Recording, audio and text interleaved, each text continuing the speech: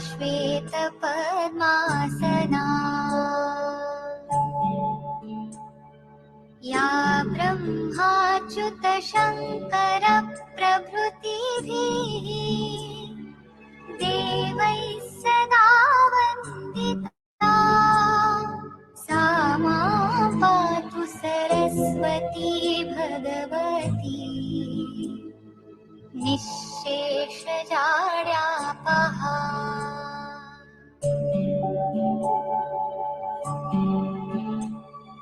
शुक्लां ब्रह्मविचारसारपरमाम् आद्यां जगद्व्यापिनीं वीणापुस्तकधारिणीम् अभयदाम् जाड्यान्धकारापहा। हस्ते स्फाटिकमालिकां विदधतीं पद्मासने संस्थितां वन्दे तां परमेश्वरीं भगवतीं बुद्धिप्रदां शारदाम्।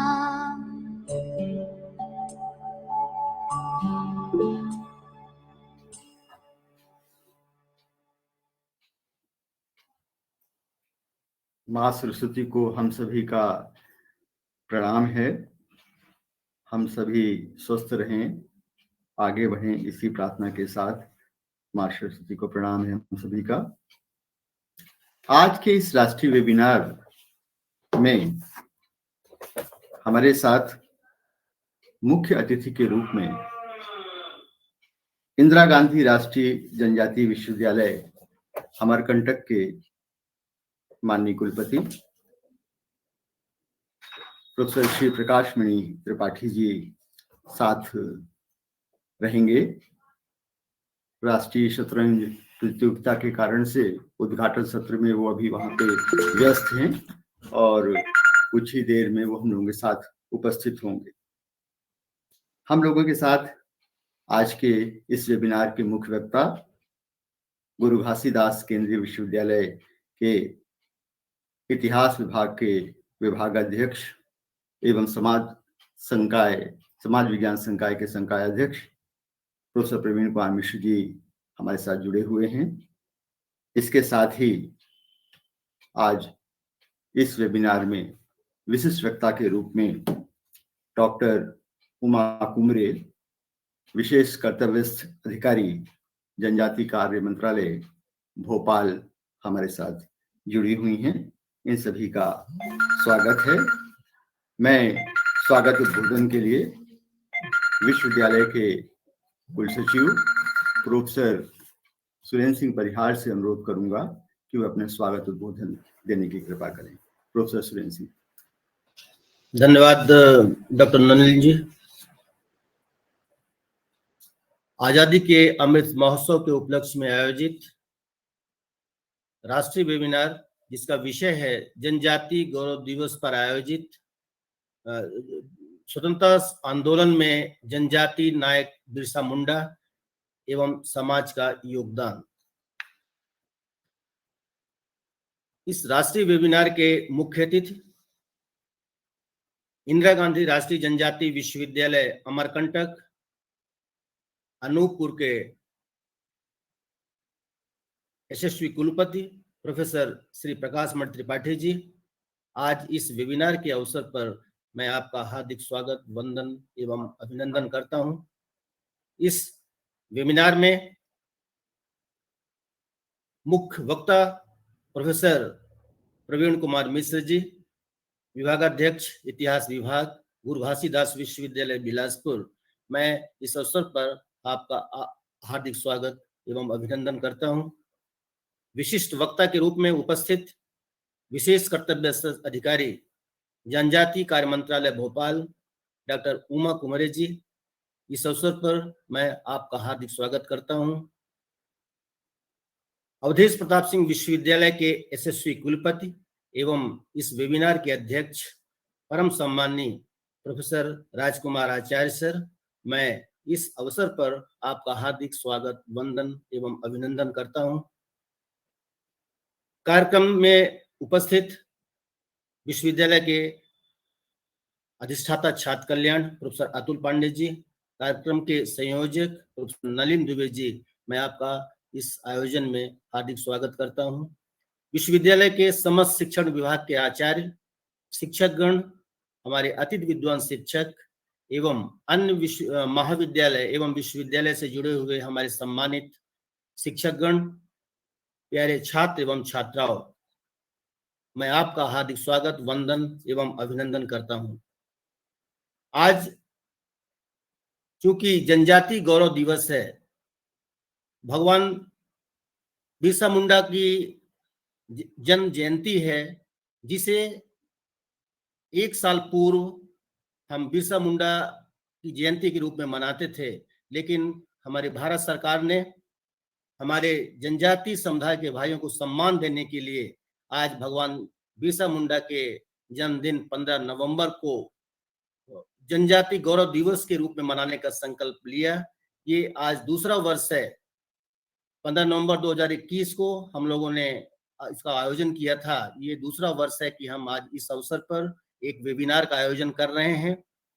हमारे साथ साथ, हमारे प्रदेश के साथ साथ दूसरे विश्वविद्यालयों में, दूसरे शिक्षण संस्थाओं में, अन्य संस्थाओं में हमारे जनजाति समुदाय को सम्मान देने के लिए विशेष आयोजन किया गया है, जिसमें संगोष्ठी, सेमिनार, निबंध प्रतियोगिताएं, चित्रकला, पेंटिंग, बहुत सारे सांस्कृतिक कार्यक्रम आयोजित किए गए हैं, जिससे कि हम अपने जनजाति समुदाय को स्मरण कर सकें, उनके योगदान को अपने बच्चों को, अपने विद्यार्थियों को बता सकें कि हमारे जनजाति समुदाय का हमारे देश की अखंडता, एकता, उसको स्वतंत्र कराने में कितना योगदान रहा है।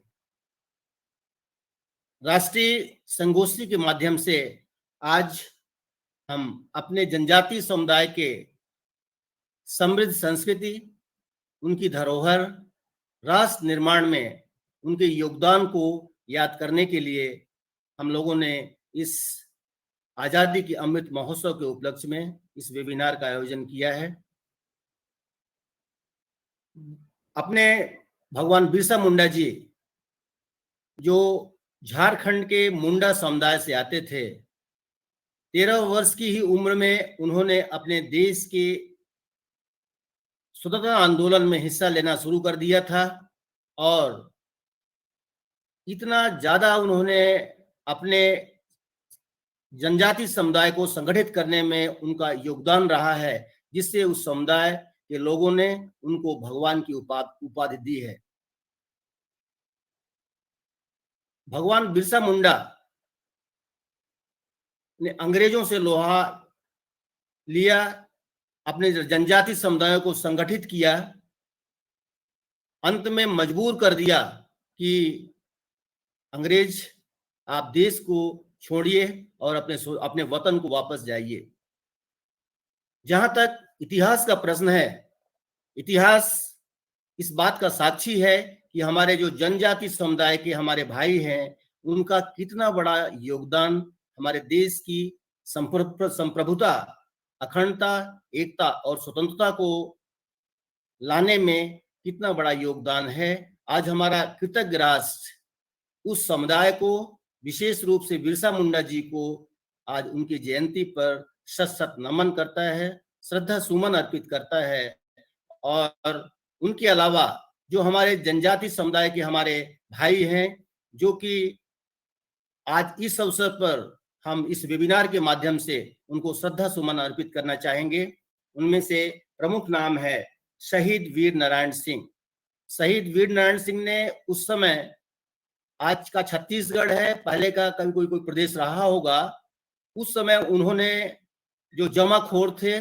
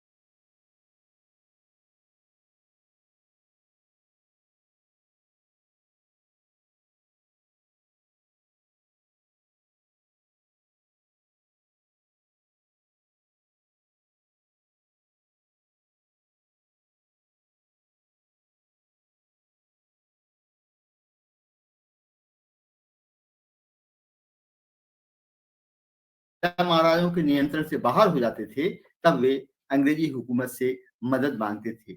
उनकी मदद के लिए अंग्रेज अपनी सेना भेजते थे। ऐसी स्थिति में आदिवासियों को अंग्रेजी सेना और जमींदारों से सीधा मुकाबला करना पड़ता था। आदिवासी साहूकार के खिलाफ भी थे, इसलिए साहूकार भी जमींदारों का साथ देते थे। ऐसी स्थिति में आदिवासियों को स्वायत्तता और स्वतंत्रता के हर आंदोलन में अंग्रेजी हुकूमत के साथ साथ सामंतों और साहूकारों से भी संघर्ष करना पड़ा था। आदिवासियों का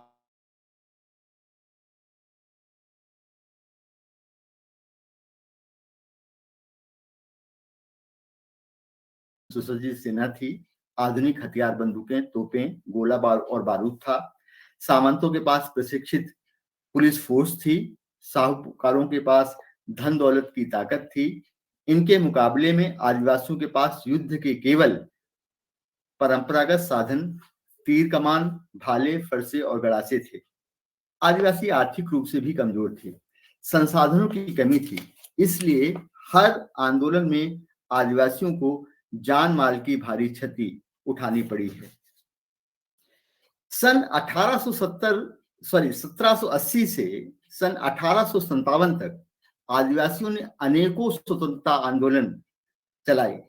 सन 1780 का दामिनी विद्रोह जो तिलका माझी ने चलाया, सन 1855 का सिद्धू कान्हा विद्रोह, सन 1828 से 1832 तक भगत द्वारा चलाया गया लड़का आंदोलन बहुत प्रसिद्ध आदिवासी आंदोलन है।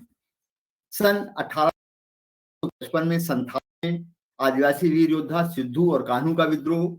इस प्रकार पूरे भारत में अलग अलग स्थानों पर आदिवासियों के जमींदारों के विरुद्ध बहुत सारे जनजातीय आंदोलन होते रहे। इतिहास की सच्चाई है कि सन 1780 से 1857 तक 77 वर्षों में आदिवासियों द्वारा किए गए स्वतंत्रता आंदोलन में हजारों आदिवासी शहीद हुए हैं। निसंदेह स्वतंत्रता आंदोलन में आदिवासियों की भूमिका महत्वपूर्ण रही है। अतः आज यह आवश्यक है कि हम बिरसा मुंडा, भगवान बिरसा मुंडा और अन्य अनेक आदिवासी जननायकों को स्मरण करें और उस स्मरण के साथ साथ उन्होंने हमारे भारतीय समाज में क्या योगदान दिया है उसको हम स्मृत करें। इसी उद्देश्य को लेकर आज यह राष्ट्रीय वेबिनार का आयोजन किया गया है, जिसमें कि हमारे अमरकंटक विश्वविद्यालय के माननीय कुलपति प्रोफेसर श्री प्रकाश मणि त्रिपाठी जी भी जुड़ गए हैं। सर, आपका बहुत बहुत स्वागत है। मुख्य अतिथि की आसंदी से उनको सुनने का हम लोगों को अवसर मिलेगा। सर, आपका बहुत बहुत आभारी हूँ, स्वागत है सर। प्रणाम सर। माननीय कुलपति महोदय का स्वागत है। बहुत बहुत धन्यवाद आपको। मैं आज इस राष्ट्रीय वेबिनार के विचार श्रृंखला में अगली कड़ी में मैं विशिष्ट वक्ता के रूप में डॉक्टर उमा कुमरे जी को सादर आमंत्रित करना चाहूंगा, जो कि भोपाल में विशेष कर्तव्य अधिकारी के रूप में जनजाति कार्य मंत्रालय में पदस्थ हैं। मैं उनके उद्बोधन के पूर्व एक संक्षिप्त परिचय उनका आपके सामने करना चाहूंगा। Doctor Uma Kumre veterinary department में डिप्टी डायरेक्टर के पद पर पदस्थ हैं और वर्तमान में विशेष कर्तव्यस्थ अधिकारी के रूप में जनजाति कार्य मंत्रालय भोपाल में अपनी सेवाएं दे रही हैं।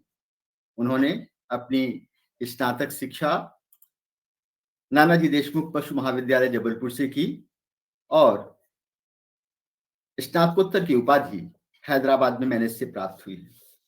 आप जनजाति समाज एवं अन्य विषयों पर केंद्रित स्वतंत्र रूप से लेखन कार्य करती रही हैं। आपने जनजाति समाज पर केंद्रित विभिन्न संगोष्ठियों में अपनी सक्रिय सहभागिता दी है। इसके साथ ही राष्ट्रीय जनजाति आयोग नई दिल्ली द्वारा आयोजित राष्ट्रीय संगोष्ठी में संयोजक का दायित्व का निर्वहन भी किया है और अपने उद्बोधन से सभी को लाभान्वित किया है। यह भी एक विशेष उल्लेखनीय बात है कि आप खुद जनजाति समाज से आती हैं और जनजाति समाज के विभिन्न आयामों पर आपका गहरा अनुभव रहा है। अवधेश प्रताप सिंह विश्वविद्यालय रीवा आपको विशिष्ट वक्ता के रूप में पाकर हर्षित है। बड़े आदर और सम्मान के साथ हम आपको उद्बोधन के लिए सादर आमंत्रित करते हैं। डॉक्टर उमा कुमरे जी।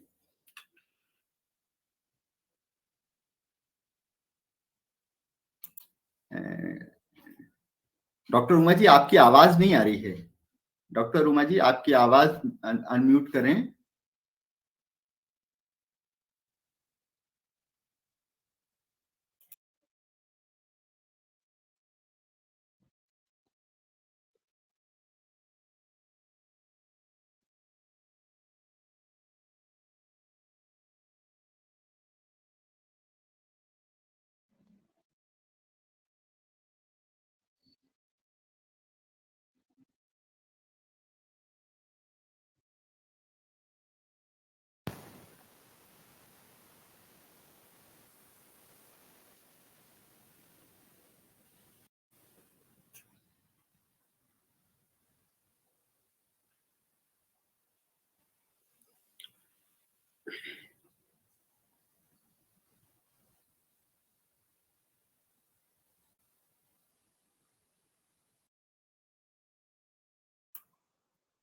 डॉक्टर उमा जी, आपकी आवाज नहीं आ रही है।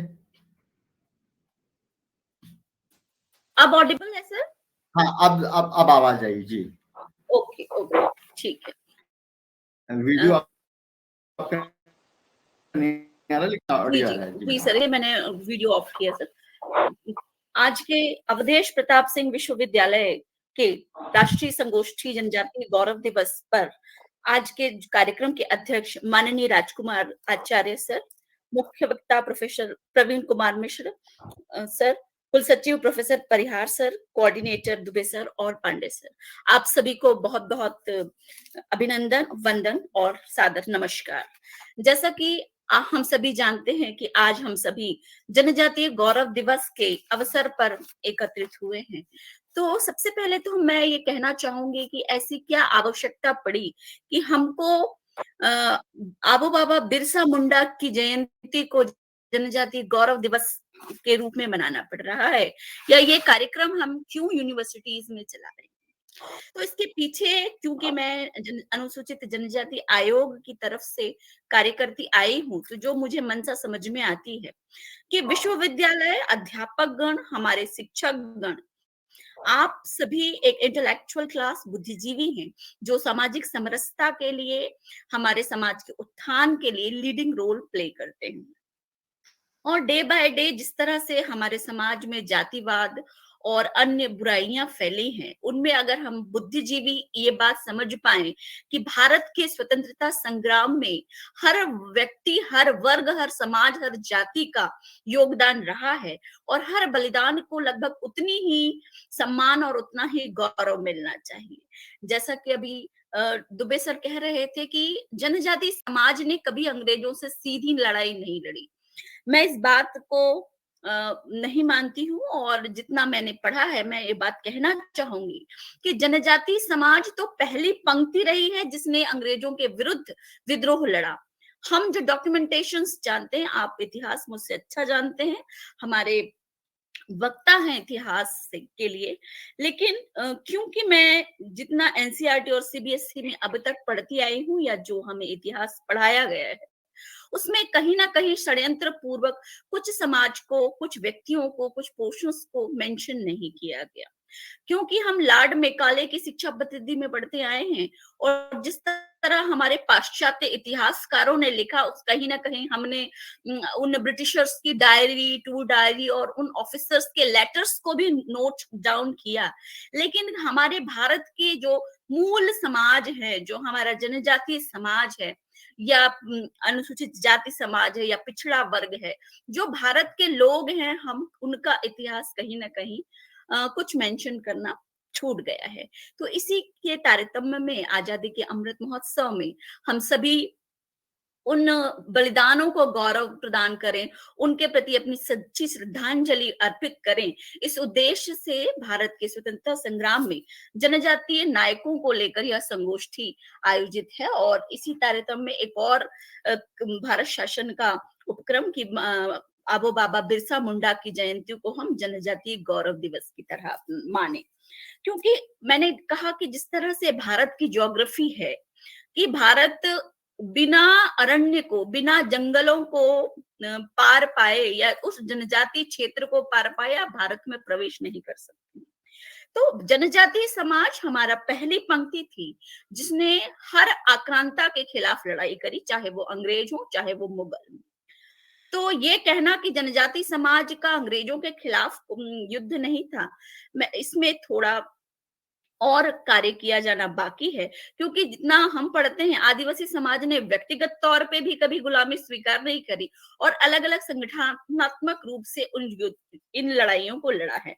चाहे वो संथाल परगना का विद्रोह हो, चाहे उलगुलान हो, चाहे रंपा विद्रोह हो, चाहे रानी दुर्गावती का विद्रोह हो, रानी कमलापति का हो, चंचा मामा का हो या रानी गायदुलू का हो, हर जाति, हर वर्ग, हर उम्र की महिलाओं ने, व्यक्तियों ने भारत की स्वतंत्रता संग्राम में अपना योगदान दिया है। चाहे वो हमारे पूर्वी भारत की संथाल, कोल, पहाड़िया, मुंडा, चेरो, लेपचा, भूरिया जनजाति हो, चाहे पूर्वोत्तर भारत की खासी, नागा या गारो अन्य जनजाति हो, चाहे दक्षिण भारत के हमारे कुरिच और गोंड अंडमानी जनजाति हो, मध्य भारत की हल्बा, कोल, भूरिया, भील, नायका, कोली, मीना, दुबली जनजाति हो। तो क्योंकि भारत का इतिहास जिस तरह से हमें पढ़ाया जाता है, हमें तो भारत का इतिहास पढ़ाया है 1885 के बाद से पढ़ाया जाता है। जो हमारा प्राचीन भारत का इतिहास है वो कहीं ना कहीं और डॉक्यूमेंटेशन करना जरूर, क्योंकि मैंने इतिहास जो है लगभग 10वीं तक पढ़ा है और 10वीं तक ही नॉर्मली सभी कक्षाओं में पढ़ाया जाता है। तो जितना मैं समझती हूँ भारत का इतिहास न हो कि हमारी गुलामी का इतिहास ज्यादा लिखा गया, कि हम किस तरह से अलग अलग समय में अलग अलग आक्रांताओं के वशीभूत होते गए और कैसे अकबर का शासन, अकबर द ग्रेट हमें पढ़ाया गया, लेकिन हमें अपने ही चोल वंश, अपने ही राजवंश, परमार वंश के बारे में उतनी कहानियां पता नहीं है। अब चूंकि आज का विषय जनजातीय नायकों को लेकर है, तो मैं यहाँ पर आपको कुछ विशेष मेंशन करना चाहूंगी कि कहीं ना कहीं इतिहास लिखने में, इतिहासकारों में या जिन्होंने इतिहास लिखा या जो उस वक्त इतिहास नहीं लिख सके, क्योंकि कहीं ना कहीं फेवरेटिज्म और सिलेक्टिज्म आ ही जाता है। तो कुछ इतिहास के पन्नों में अभी भी कुछ नाम और कुछ कहानियां जोड़े जाने हैं। जैसा कि हम आज आबो बाबा बिरसा मुंडा की कहानी, उनकी कथा, उनके गौरव को याद कर रहे हैं, तो आजादी का मतलब जनजाति समाज के लिए आज भी बिरसा का ऊल गुलान है। हमारे जल, जंगल और जमीन पर जिस तरह का संघर्ष बाबा बिरसा मुंडा के समय हुआ, वो अन्य जननायकों ने उसी तरह से आगे कंटिन्यू किया है। आज के परिप्रेक्ष्य में अगर हम बात करें तो ऊल गुलान का मतलब है आत्मनिर्भरता। कैसे हम औपनिवेशिक भारत, औपनिवेशिक ताकतों से निकले और आज भी हमारा भारत वैश्विक स्तर पर जो मल्टीनेशनल कंपनीज और इनके प्रभावों से हमें जो निकलना है, तो आत्मनिर्भरता के लिए जिस तरह से हम आज स्ट्रगल कर रहे हैं, वो कहीं ना कहीं हमको पुनः बिरसा मुंडा के ऊल गुलान की याद दिलाता है।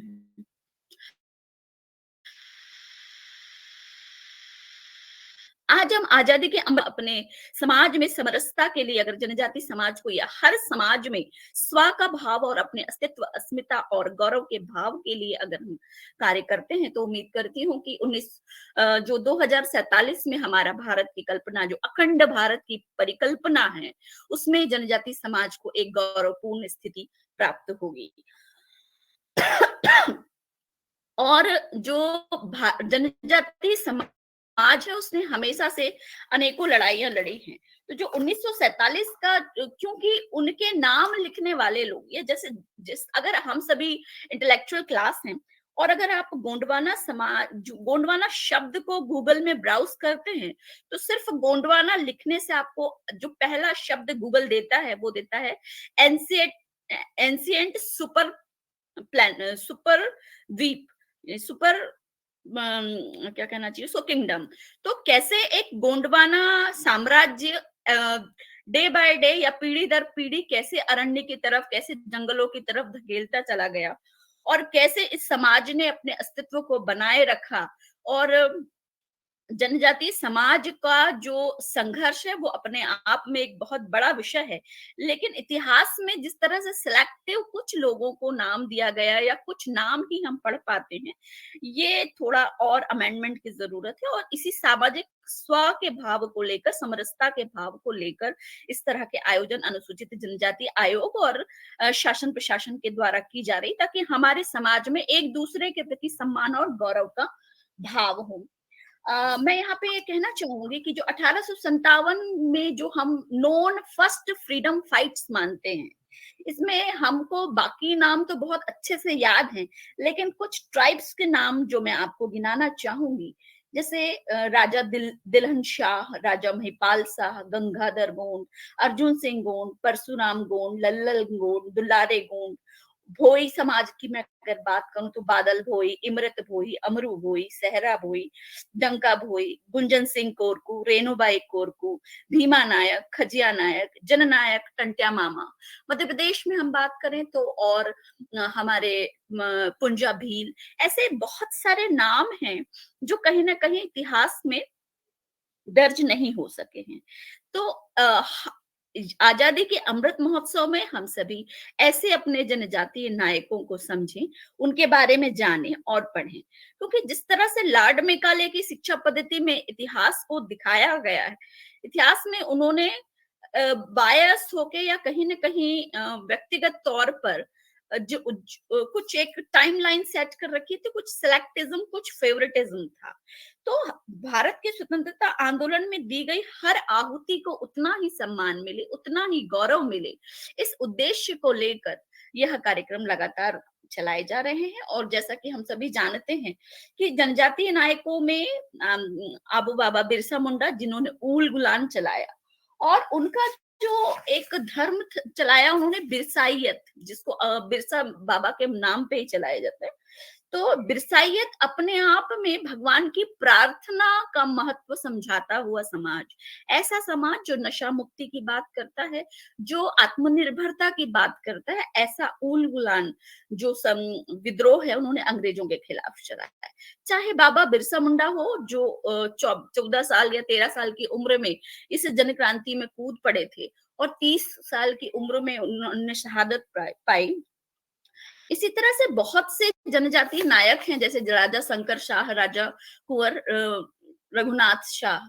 और हम यूं तो बात करते हैं अकबर द ग्रेट की कि उसका कर प्रणाली कितना अच्छा था, लेकिन हम कहीं पढ़ नहीं पाते रानी वीरांगना दुर्गावती जी का, कि रानी दुर्गावती के शासन काल में किस तरह से पर्यावरण संरक्षण, जल संरक्षण के लगातार प्रयास किए गए। और जो जबलपुर में आज हम देखते हैं आधार ताल, चेरी ताल, रानी ताल, वो रानी दुर्गावती ने खुदवाए। किस तरह से रानी दुर्गावती ने पशुवध को बैन करवाया और उस समय शेरों की बलि को रुकवाया। रानी दुर्गावती एक ऐसी महिला विदुषी, विद्वान शासिका थी जिनके शासन काल में 750 शिक्षक मुंगीपट्टनम दक्षिण भारत से प्रवास पे लेके आकर उनको गोंडवाना राज्य में रखा गया, ताकि उनके राज्य में शिक्षा का स्तर सुधर सके। तो रानी दुर्गावती की विद्वत्ता की बात हम नहीं पढ़ पाते हैं। हम राजा शंकर शाह और रघुनाथ शाह के बारे में ये नहीं जान पाते हैं कि जब राजा शंकर शाह और रघुनाथ शाह को तोपों के सामने, जबलपुर कमिश्नर ऑफिस के सामने उड़ाया गया, तो जब उनकी रानी फूलमती उनकी स्थिति चुन रही थी, उस तिथि से लेकर अगले 1 वर्ष तक 1300 लोगों ने अपने प्राणों की आहुति दी, जिनका कहीं कोई नामो निशान नहीं है। तो ब्रिटिश अभिलेखागार में उनकी अभिव्यक्ति, उनके नाम, उनकी संख्या तक मिलती है, लेकिन भारत के इतिहास में कहीं ना कहीं हम उन लोगों को नाम देना भूल जाते हैं। हम नमक सत्याग्रह, नमक आंदोलन, असत्याग्रह आंदोलन ये सब पढ़ते हैं, लेकिन हम नहीं जानते हैं कि हमारे सिवनी जिले के टुरिया में 500 लोगों को चारा सत्याग्रह जिन्होंने किया और 500 लोगों ने अपनी जान गंवाई। सीहोर के कांड को या मानगढ़ हत्या, मानगढ़ पर्वत के जो स्वाभिमान की लड़ाई थी उसको हम नहीं जानते हैं। तो कहीं ना कहीं इतिहास को एक नई दृष्टि, एक नई दिशा से, एक जस्टिफाइड मैनर से देखने की आवश्यकता है, ऐसा मैं समझती हूँ। और कुछ चीजें जो भारतीय इतिहास में बताती हैं कि मुंबई से थाना हमारा प्रथम रेलवे ट्रैक। मैं मानती हूँ कि ब्रिटिशर्स ने जो रेलवे भारत में दिया वो किसी, उन्होंने अपने कमर्शियलाइज्ड पर्पस के उद्देश्यों से ये कार्य किए थे। उन्होंने कोई विकास की दृष्टि से भारत में रेल लाइन नहीं चलाई थी।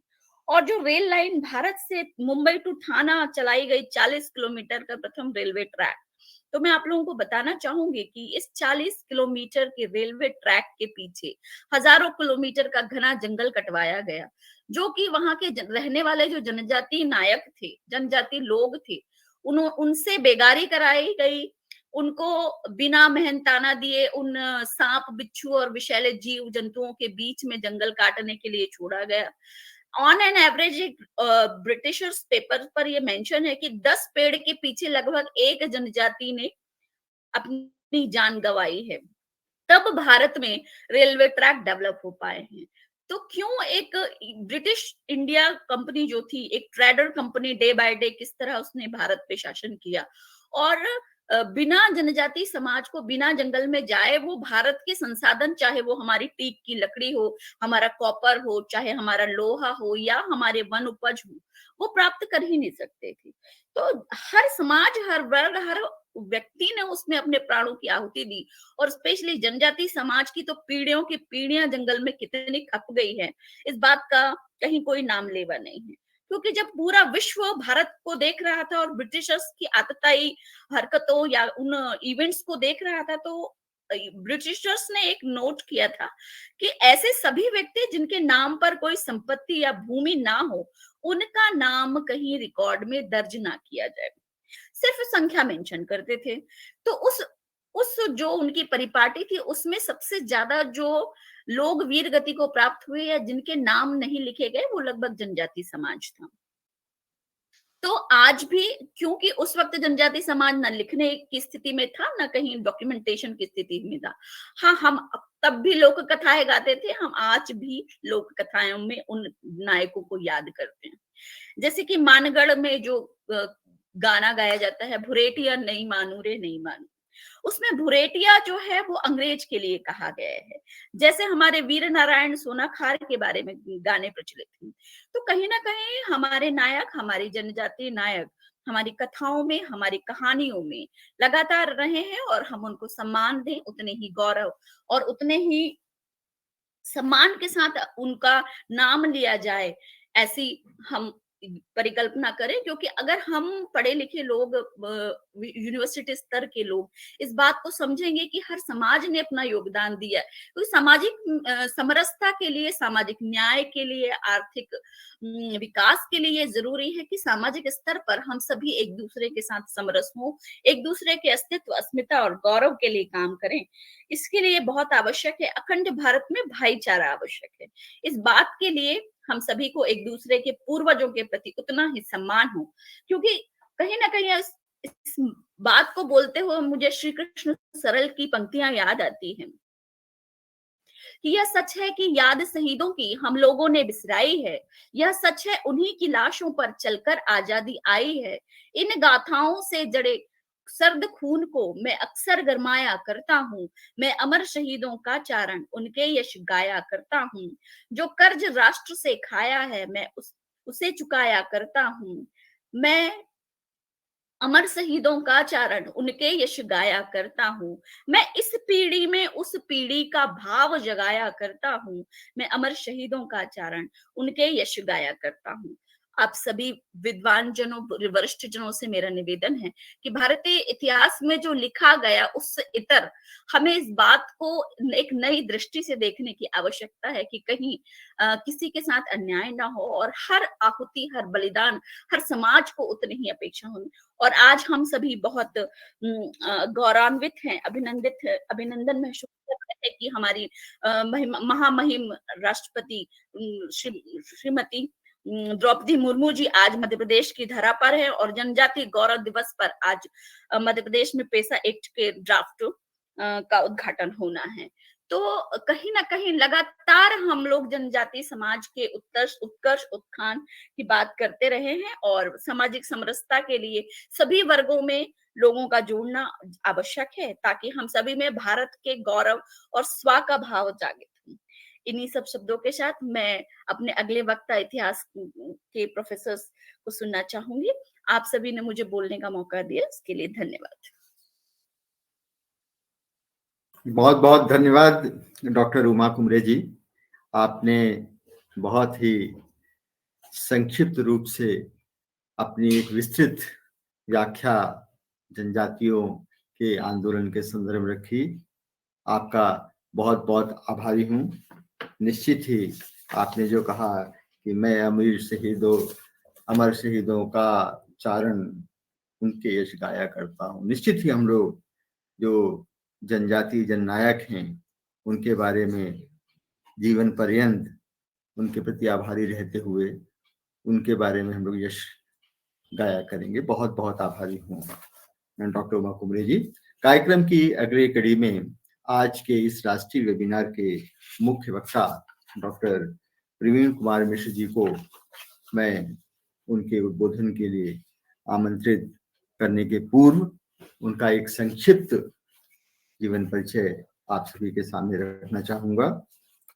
डॉक्टर प्रवीण कुमार मिश्रा इतिहास विभाग के आचार्य, गुरु घासीदास केंद्रीय विश्वविद्यालय बिलासपुर में पदस्थ हैं। आप अधिष्ठाता समाज विज्ञान संकाय हैं। आपने बनारस हिंदू विश्वविद्यालय वाराणसी से अपनी पीएचडी की उपाधि प्राप्त की। आपकी स्नातक एवं स्नातकोत्तर उपाधि इलाहाबाद विश्वविद्यालय प्रयागराज से आपने प्राप्त की है। आपको लगभग 20 वर्षों का शिक्षण अनुभव है। आपने 3 पुस्तकों का प्रकाशन किया है। इसके साथ ही उन्होंने 10 पुस्तकों में चैप्टर के रूप में अपना कंट्रीब्यूशन दिया है। आपने लगभग 11 अंतर्राष्ट्रीय एवं 60 राष्ट्रीय संगोष्ठियों में सक्रिय सहभागिता की है। आपके मार्गदर्शन में 5 शोधार्थियों ने प्राचीन भारतीय इतिहास, संस्कृति एवं पुरातत्व विषय पर पीएचडी की उपाधि प्राप्त की है। आपको वर्ष 2017 में यंग साइंटिस्ट अवार्ड प्रयागराज में प्राप्त हुआ था। सन 2019 में doctor RN Dwivedi medal Prayagraj में प्राप्त हुआ तथा वर्ष 2021 में ऑब्जर्वर पीस फाउंडेशन वाराणसी द्वारा ऑब्जर्वर अवार्ड से आपको सम्मानित किया गया है। आप गुरु घासीदास केंद्रीय विश्वविद्यालय बिलासपुर एवं अन्य विश्वविद्यालयों की विभिन्न अकादमिक एवं प्रशासनिक समितियों के सदस्य रहे। अवधेश प्रताप सिंह विश्वविद्यालय रीवा आपको मुख्य वक्ता के रूप में पाकर हर्षित है। मैं बड़े आदर और सम्मान के साथ आपको मुख्य वक्ता के रूप में उद्बोधन के लिए सादर आमंत्रित करता हूँ। प्रोफेसर प्रवीण कुमार मिश्र जी, सादर धन्यवाद। आदरणीय दुबे जी, आवाज ठीक से पहुंच रही है? आप म्यूट हैं दुबे जी। हाँ, आपकी आवाज आ रही है मिश्रा जी, प्लीज। आ जाइए आवाज आपकी। Okay, thank you. आज आप सभी को जनजातीय गौरव दिवस की बहुत ढेर सारी शुभकामनाएं। विशेष करके आपके पूरे विश्वविद्यालय परिवार को इसके लिए आभार भी कि आपने ऐसा आयोजन किया और मुझे कुछ बात कहने का अवसर दिया। मेरे लिए बड़े सौभाग्य का विषय है कि मां सरस्वती के 2 वृद्ध पुत्र आज इस कार्यक्रम में हमारा मार्गदर्शन कर रहे हैं। एक तो आपके माननीय कुलपति प्रोफेसर राजकुमार आचार्य जी, जो आज के कार्यक्रम के सम्माननीय अध्यक्ष भी हैं, और दूसरे प्रोफेसर श्री प्रकाश मणि त्रिपाठी जी, जो आज अपने मुख्य अतिथि हैं। आप दोनों लोगों को मैं बाबा गुरु घासीदास की धरती से अपना प्रणाम प्रेषित करता हूं, और मेरा सौभाग्य है कि आपका सानिध्य कुछ क्षण हमें प्राप्त होगा। इसी के साथ आज विशिष्ट वक्ता हैं, अभी जिनको मैं सुन रहा था, डॉक्टर उमा कुमरे जी, उनको भी अपना प्रणाम प्रेषित करता हूं। मैडम, आपको स्वागत उद्बोधन आपके आदरणीय कुल सचिव जी ने बहुत बढ़िया किया, तो कुल सचिव जी प्रोफेसर सुरेंद्र सिंह जी को भी मैं प्रणाम प्रेषित करता हूं। बहुत शानदार संयोजन के लिए बड़े भाई कुमार दुबे जी को भी मैं अपना प्रणाम प्रेषित करता हूं। और अभी चूंकि धन्यवाद ज्ञापित करने आएंगे आदरणीय पांडे जी, अतुल पांडे जी, जो अधिष्ठाता छात्र कल्याण हैं, तो मैं उन्हें अभी से अपना प्रणाम प्रेषित करता हूं और फिर अपने विषय पर आता हूं। देखिए, मैं विषय पर आऊं, अपनी बात रखूं, उसके पहले जैसा यह विषय है, और अभी मैडम जब बात कर रही थी, मुझे लगा कि बहुत सारा काम करना शेष है। मैं आपको बताऊं कि मुझे बहुत हर्ष होगा जब मैं आपसे बात करूंगा। उसके पहले विगत एक वर्ष में, पिछले 15 नवंबर 21 से आज 15 नवंबर 22 के बीच में हमारे विश्वविद्यालय ने आदरणीय प्रधानमंत्री जी के आह्वान पर जनजाति इतिहास लेखन का जो कार्य शुरू किया था, उसका एक संक्षिप्त उदाहरण आपके सामने रखूंगा, फिर अपनी बात पर आऊंगा। जितने लोग जुड़े हैं वो देख सकते हैं कि उसी दिन प्रधानमंत्री जी ने आह्वान किया था कि भगवान बिरसा मुंडा जी पर एक पुस्तक आनी चाहिए। हमारे आदरणीय कुलपति प्रोफेसर आलोक चक्रवाल जी के निर्देश में हमारे विश्वविद्यालय ने बिरसा मुंडा जनजाति गौरव, यह पुस्तक उसी के मात्र 3 माह के बाद प्रकाशित कर दी है। भारत के संसद भवन में भारतीय शिक्षा मंत्री माननीय धर्मेंद्र प्रधान जी, अन्नपूर्णा जी, सब ने इसका विमोचन कर दिया है। पुस्तक सबके सामने है। बिरसा मुंडा जी पर बड़ी अद्भुत किताब है और लगभग देश के 800 विश्वविद्यालयों में किताब पहुंची। दूसरी किताब जो माननीय प्रधानमंत्री जी के कार्यालय में विमोचन हुई पहुंची है, आप इसको देख सकते हैं। ये भी 1 वर्ष के भीतर आई है आदरणीय कुलपति जी के निर्देश में। इसका नाम है भारतीय स्वतंत्रता संघर्ष के जनजातीय नायक। और जिन नामों की मैडम चर्चा कर रही थी, उन नामों के बारे में मैडम ने कहा कि इतिहास में कम जानकारी है, तो मैं बड़े सम्मान से कहता हूं कि शायद कोई जनजातीय व्यक्ति होगा, हमारा नायक होगा, जो इस इतिहास का हिस्सा बनने से बचा होगा। हमने नॉर्थ ईस्ट का अध्ययन किया है, हमने साउथ इंडिया का अध्ययन किया है, पूरे छत्तीसगढ़ पे काम किया है, अपने मध्य प्रदेश के काम किया है। कोई इलाका ऐसा नहीं जिसपे आपको एक शानदार पुस्तक इस पे मिलेगी। जल्द ही प्रधानमंत्री जी इसका विमोचन करने वाले।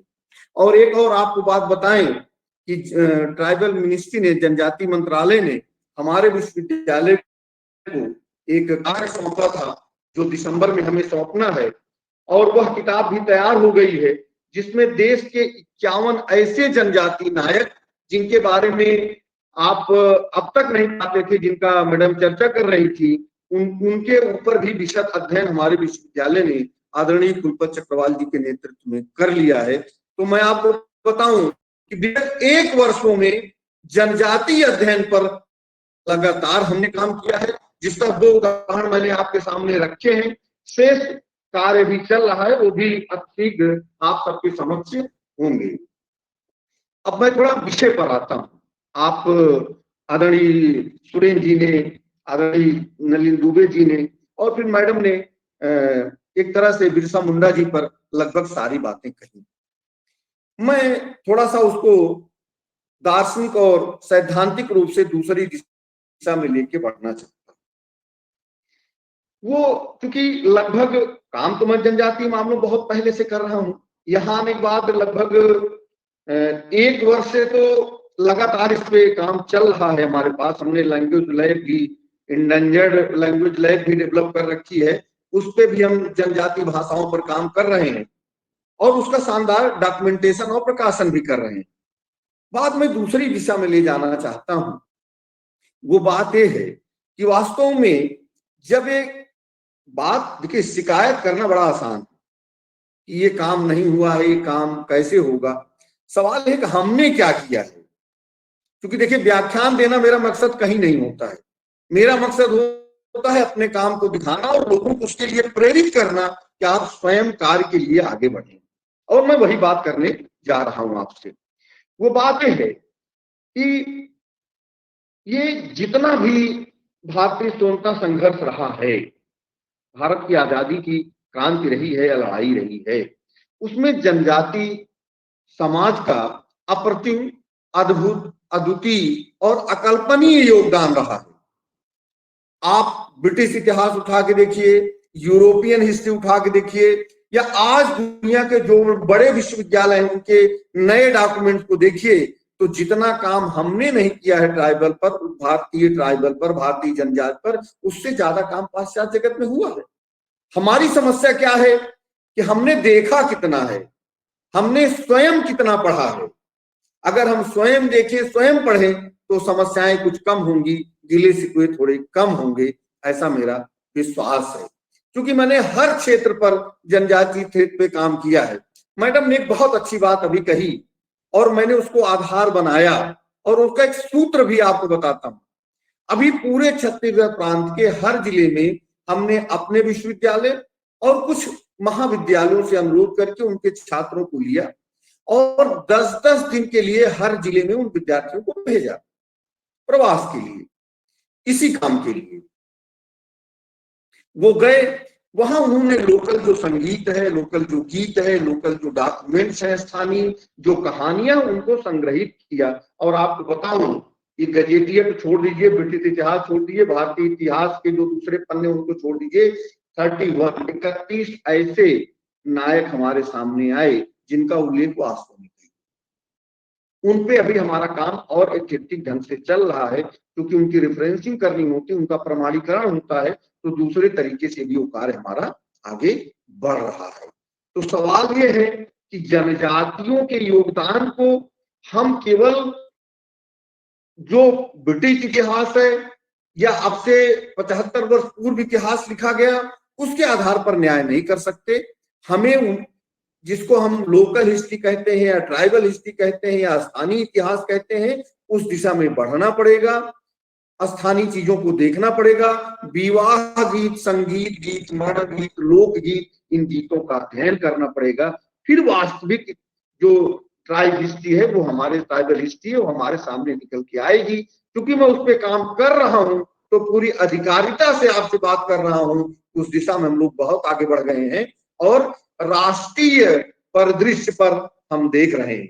उसको एक समझने की आपको जरूरत है कि जनजातीय आंदोलन, खास करके जब भगवान बिरसा मुंडा, अवधूत भगवान बिरसा मुंडा की हम बात करते हैं, तब हम अपने आंदोलन को अगर देखें तो वह 4 चरणों से होके गुजरता है और वही चरण भारतीय स्वतंत्रता संघर्ष का आधार स्तंभ है। वो चरण क्या है? सर्वप्रथम है स्वबोध या स्वचेतना। स्वबोध या स्वचेतना यानी अपने आप में विश्वास करना, अपनों से जुड़ना, और न केवल अपनों से जुड़ना, अपनों को आने वाली परिस्थितियों के लिए तैयार करना।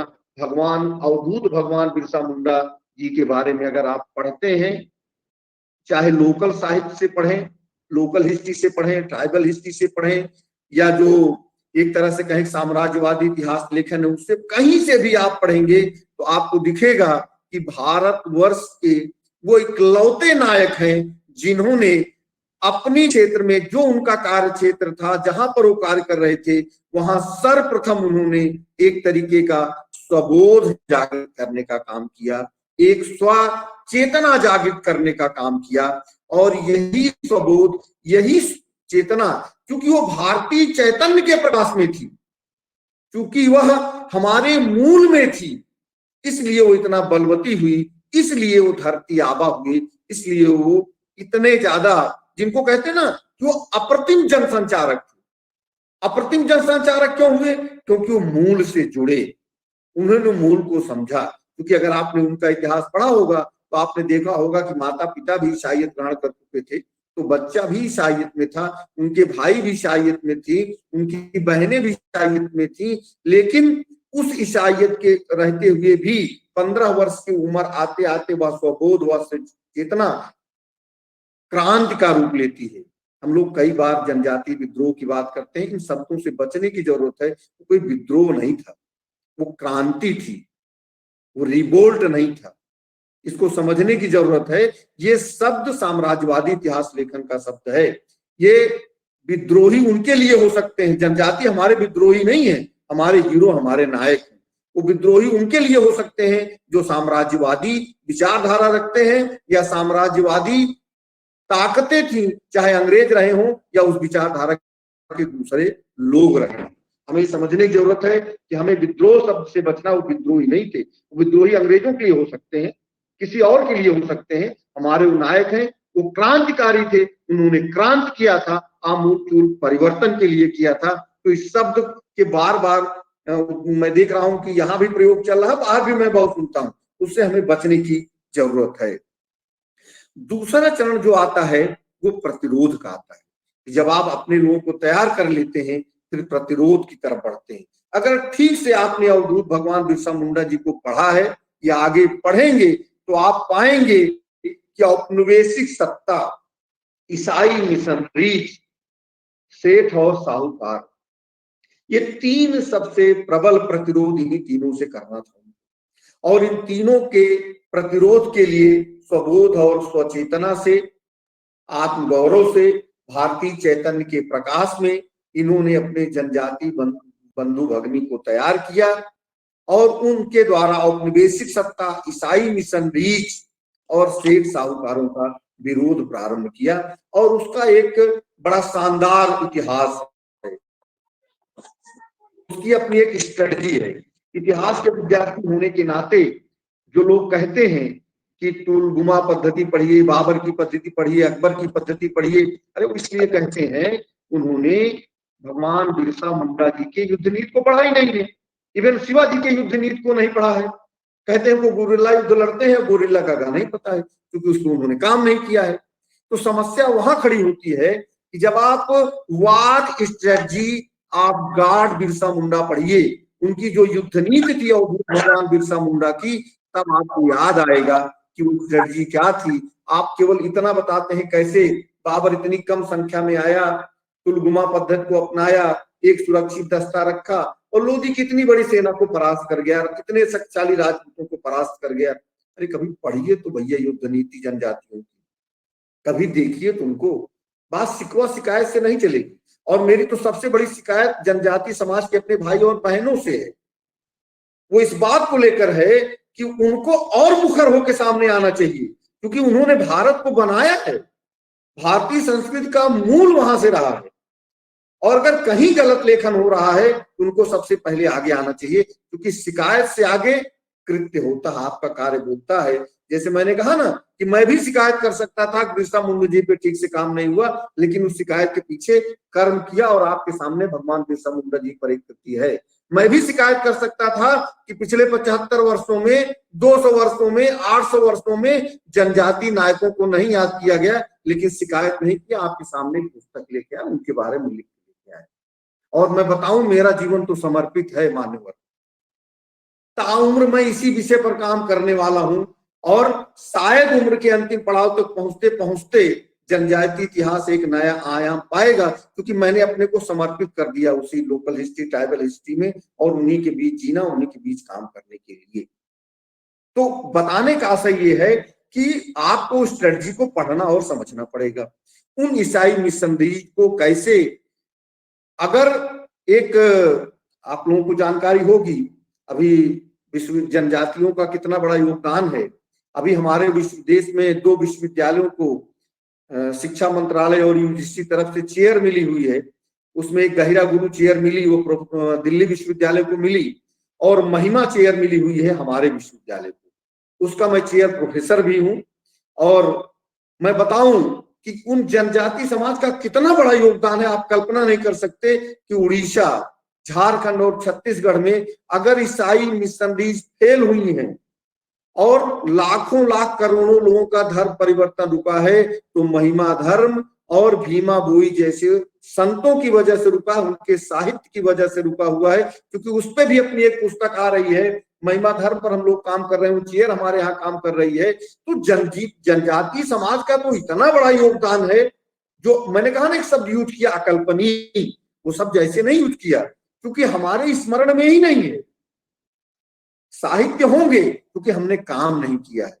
हमको लोकगीतों पे काम करना पड़ेगा, जनश्रुतियों पे काम करना पड़ेगा, वहां तक जाना पड़ेगा, उनके विवाह गीत को सुनना पड़ेगा कि विवाह गीत में भी एक मर्म होता है। आप याद करते हैं अच्छे दिनों में आज पिताजी होते तो कितना अच्छा लगता। और जब आप जनजातीय लिटरेचर को पढ़िए और ओरल हिस्ट्री जो उनकी चल रही उसको सुनिए तो आपको एक शानदार इतिहास सामने आता है। उसको समझने की जरूरत है। जब आप उसको समझेंगे तो एक बात आएगी। अब दूसरा मैं बात कर रहा हूं कि बिरसा मुंडा जी और अन्य जनजातीय समाज का जो योगदान था, वह योगदान वास्तविक क्या है?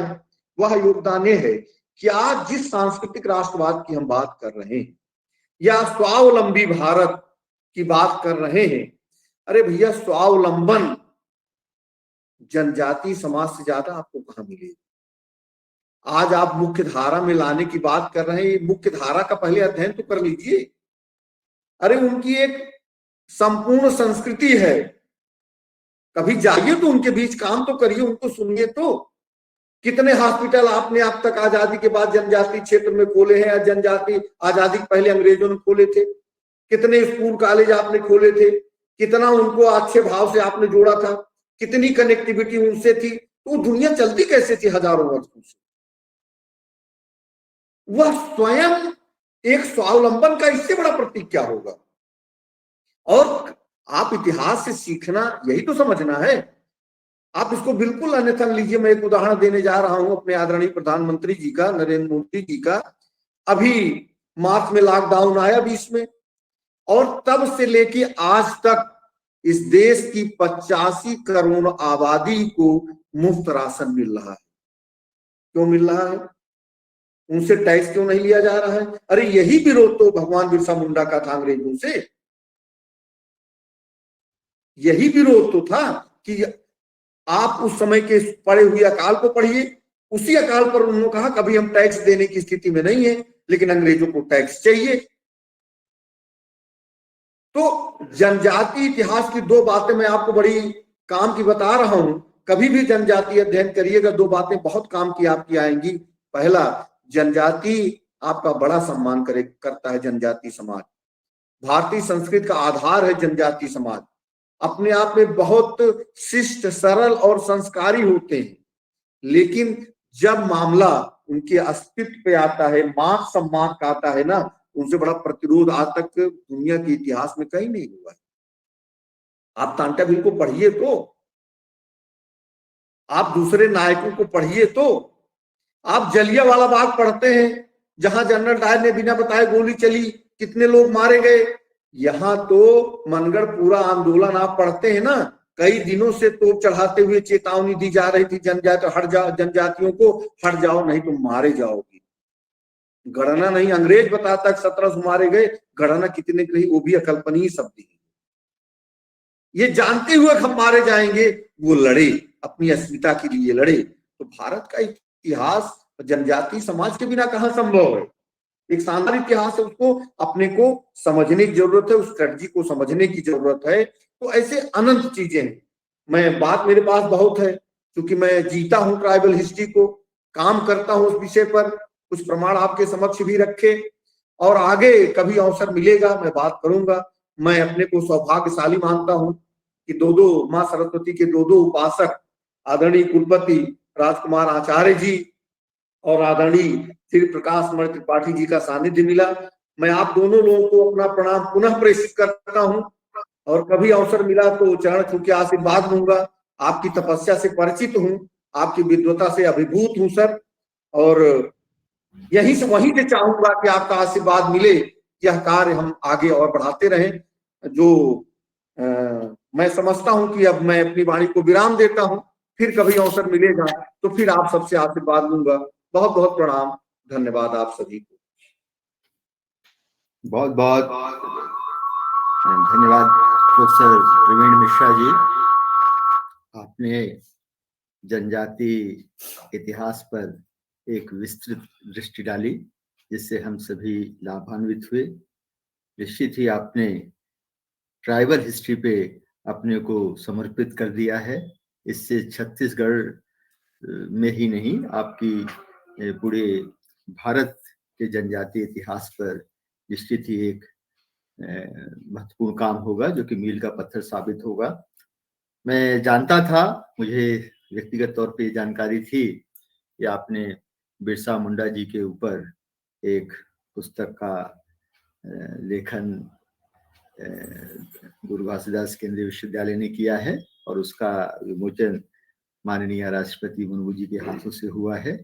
इसकी मैं आप सभी को ढेर सारी बधाई देता हूं और जो जनजाति नायकों पे आपकी पुस्तक प्रकाशित हुई है उस पर भी आपको ढेर सारी बधाई और शुभकामनाएं। निश्चित ही आपके कार्यों से हम सभी लाभान्वित होंगे, पढ़ने का अवसर हम लोगों को मिलेगा। आपका हम बहुत आभारी हैं कि आपने हमारे आग्रह को स्वीकार किया और अपने महत्वपूर्ण विचारों से हमको अवगत कराया। कार्यक्रम की अगली कड़ी में मैं अवधेश प्रताप सिंह विश्वविद्यालय के माननीय कुलपति प्रोफेसर राजकुमार आचार्य सर से अनुरोध करूंगा कि हम सभी को अपने उद्बोधन से, अपने आशीर्वचनों से हम सभी को लाभान्वित करने की कृपा करें। प्रोफेसर राजकुमार आचार्य सर। धन्यवाद नलिन जी। अवधेश प्रताप सिंह विश्वविद्यालय रीवा में आज आजादी के अमृत महोत्सव के अंतर्गत हम सब जनजातीय गौरव दिवस पर जिन महामना विभूतियों को याद कर रहे हैं, जिनके केंद्र में हम सबने भगवान बिरसा मुंडा को धारित किया है, ऐसे आज के इस कार्यक्रम के मुख्य अतिथि इंदिरा गांधी राष्ट्रीय जनजातीय विश्वविद्यालय अमरकंटक के माननीय कुलपति प्रोफेसर श्री प्रकाश मणि त्रिपाठी जी। अभी हमने जिनको सुना, इतिहास विभाग के गुरु घासीदास केंद्रीय विश्वविद्यालय बिलासपुर के प्रोफेसर प्रवीण मिश्रा जी, जिन्होंने अपना एक अच्छा अध्ययन और न केवल वक्तव्य यहाँ कम समय में श्रेष्ठ शब्दों में दिया, बल्कि एक इतिहास का एक अच्छा लेखन का कार्य आजादी के अमृत महोत्सव में उन्होंने किया है। उन्हें बधाई। उसके पूर्व जनजातीय कार्य मंत्रालय भोपाल में विशेष कर्तव्यस्थ अधिकारी के रूप में कार्य कर रही डॉक्टर उमा कुमरे जी ने भी अपनी बात रखी। हमारे विश्वविद्यालय के कुल सचिव प्रोफेसर सुरेंद्र सिंह जी परिहार, जिन्होंने अभी हम सबको स्वागत और उद्बोधन से उत्साहित किया, और संयोजक के रूप में दुबे जी, आभार करने जा रहे हैं पांडे जी। इस वेबिनार में जुड़े हुए हमारे विश्वविद्यालय के सम्मानीय सभी वरिष्ठ और प्राध्यापक बंधु, अन्य प्रतिभागी बंधु, विभिन्न महाविद्यालयों के प्राचार्य, विश्वविद्यालय के डीन जो यहाँ हमारे साथ जुड़े हैं, हमारे विश्वविद्यालय के सम्मानीय और सभी अतिथि विद्वान बंधु और इस वेबिनार में जुड़े हुए सभी प्रतिभागी साथियों। आज देश में जो बदलाव हो रहा है, तो न केवल भौतिक आधार पर बदलाव हो रहा है, हम देख रहे हैं कि वैचारिक बदलाव भी प्रत्यक्ष दिखाई दे रहा है। और एक तरह से एक वाक्य में कहूं तो वैचारिक प्रदूषण समाप्त हो रहा है और श्रेष्ठ परिवेश और श्रेष्ठ वातावरण समाज में घटित हुई पूर्वकालिक घटनाओं का यथार्थ चित्रण विविध संवर्गों का, विविध आयामों का प्रस्तुत किया जा रहा है। उसी को हम सब भी और कई प्लेटफॉर्म से, आयामों से अध्ययन कर रहे हैं। और उस अध्ययन में जब हम आज के दिनांक को याद करते हैं तो पूरा देश और जनजाति गौरव दिवस के रूप में आज के दिन को मना रहा है। जैसा अभी पूर्व में कहा कि मध्य प्रदेश के लिए यह भी सौभाग्य की बात है कि आज हमारे देश के महामहिम राष्ट्रपति महोदया, जो स्वयं आदिवासी समाज से है, रीवा विश्वविद्यालय के ही और क्षेत्र अंतर्गत शहडोल शहर में मध्य प्रदेश सरकार के आह्वान निवेदन पर महामहिम महोदया द्रौपदी मुर्मू जी हमारे बीच आज पधारी हैं। उनके स्वागत में जहां राज्यपाल हमारे सम्मान्य कुलाधिपति मंगू भाई जी पटेल और मुख्यमंत्री जी आदि वहां हैं, वहां हम भी आज भगवान बिरसा मुंडा को केंद्र में रख के अपनी बात आपस में साझा कर रहे हैं। भगवान की उपमा जिन्हें दी गई, उनका कैसा सोचना था। देश की तत्कालीन परिस्थितियों में जब उन्होंने आंदोलन को आगे बढ़ाया, देश की स्वतंत्रता के लिए, समाज के जागरण के लिए, जल जंगल जमीन की संरचना को प्राकृतिक बनाए रखने के लिए उन्होंने जो बिंदु रखे थे, उनको यदि हम ध्यान से उनके विस्तार में पकड़ेंगे तो ध्यान में आएगा कि उन्हें ऐसे ही विद्वान की श्रेणी में, विद्वता की श्रेणी में नहीं रखा गया। उनको इस चमत्कार के आधार पर भगवान नहीं कहा गया कि एक बिजली आकाश से गिरी थी, उस बिजली ने उनके शरीर को प्रभावित किया था और उनकी जो प्राकृतिक शरीर रचना थी वो काले रंग की थी, लेकिन आश्चर्यजनक रूप से वो लाल और सफेद रंग में कन्वर्ट हो गई थी। ये भी हमको दिखाई देता है उनके और व्यक्तित्व में। लेकिन इसके कारण उनको याद नहीं किया जाता। उनको याद किया जाता है उनके द्वारा जो समाज में बदलाव लाया गया, उस बदलाव का संबंध जहां अंग्रेजों को भगाने में भी था, वहां समाज के सुधार के लिए भी था। वो यदा यदा ही धर्मस्य के सूत्र के एक घटक थे वास्तव में। इसको समझने की आवश्यकता है। हर युग में मनुष्य रूप में कोई ना कोई देवता पृथ्वी पर आप्लावित होता रहता है, अपने क्षेत्र विशेष में, अपनी जाति विशेष में, अपनी भाषा विशेष में, अपने स्वरूप विशेष में, पर्यावरणीय स्वरूप में वो परिवर्तन लाता है। उसका एक निश्चित कालखंड होता है। विवेकानंद आए, आद्य शंकराचार्य आए, बिरसा मुंडा जी आए, कितनी कम आयु है इनकी, और ये ईश्वर के पास वापस चले गए, अपने अंश में समाहित हो गए। बिरसा मुंडा जी कहते हैं, सोखा ओझा आदि द्वारा फैलाए भ्रम से हमें दूर रहना है। समाज में उस समय जो कुरीतियां थी, वो कहते हैं बलि देना अर्थहीन और व्यर्थ की जीव हत्या है। उस काल में कहते हैं वो। आज तो हम शिक्षा जगत में आ गए हैं, हम आज भी बड़े बड़े कत्ल खानों को संतुलित नहीं कर पा रहे हैं। सरकारें अर्थवादी संरचना में फंस रही, लेकिन जब प्रकृति में पर्याप्त मात्रा में जीव जगत विद्यमान था, तब वो कहते हैं बलि देना अर्थहीन और व्यर्थ की जीव हत्या है, इसे रोका जाना चाहिए। वो कहते हैं सभी चीजों पर दया करो, उनको प्रेम करना सिखाइए, ऐसा आह्वान वो करते हैं।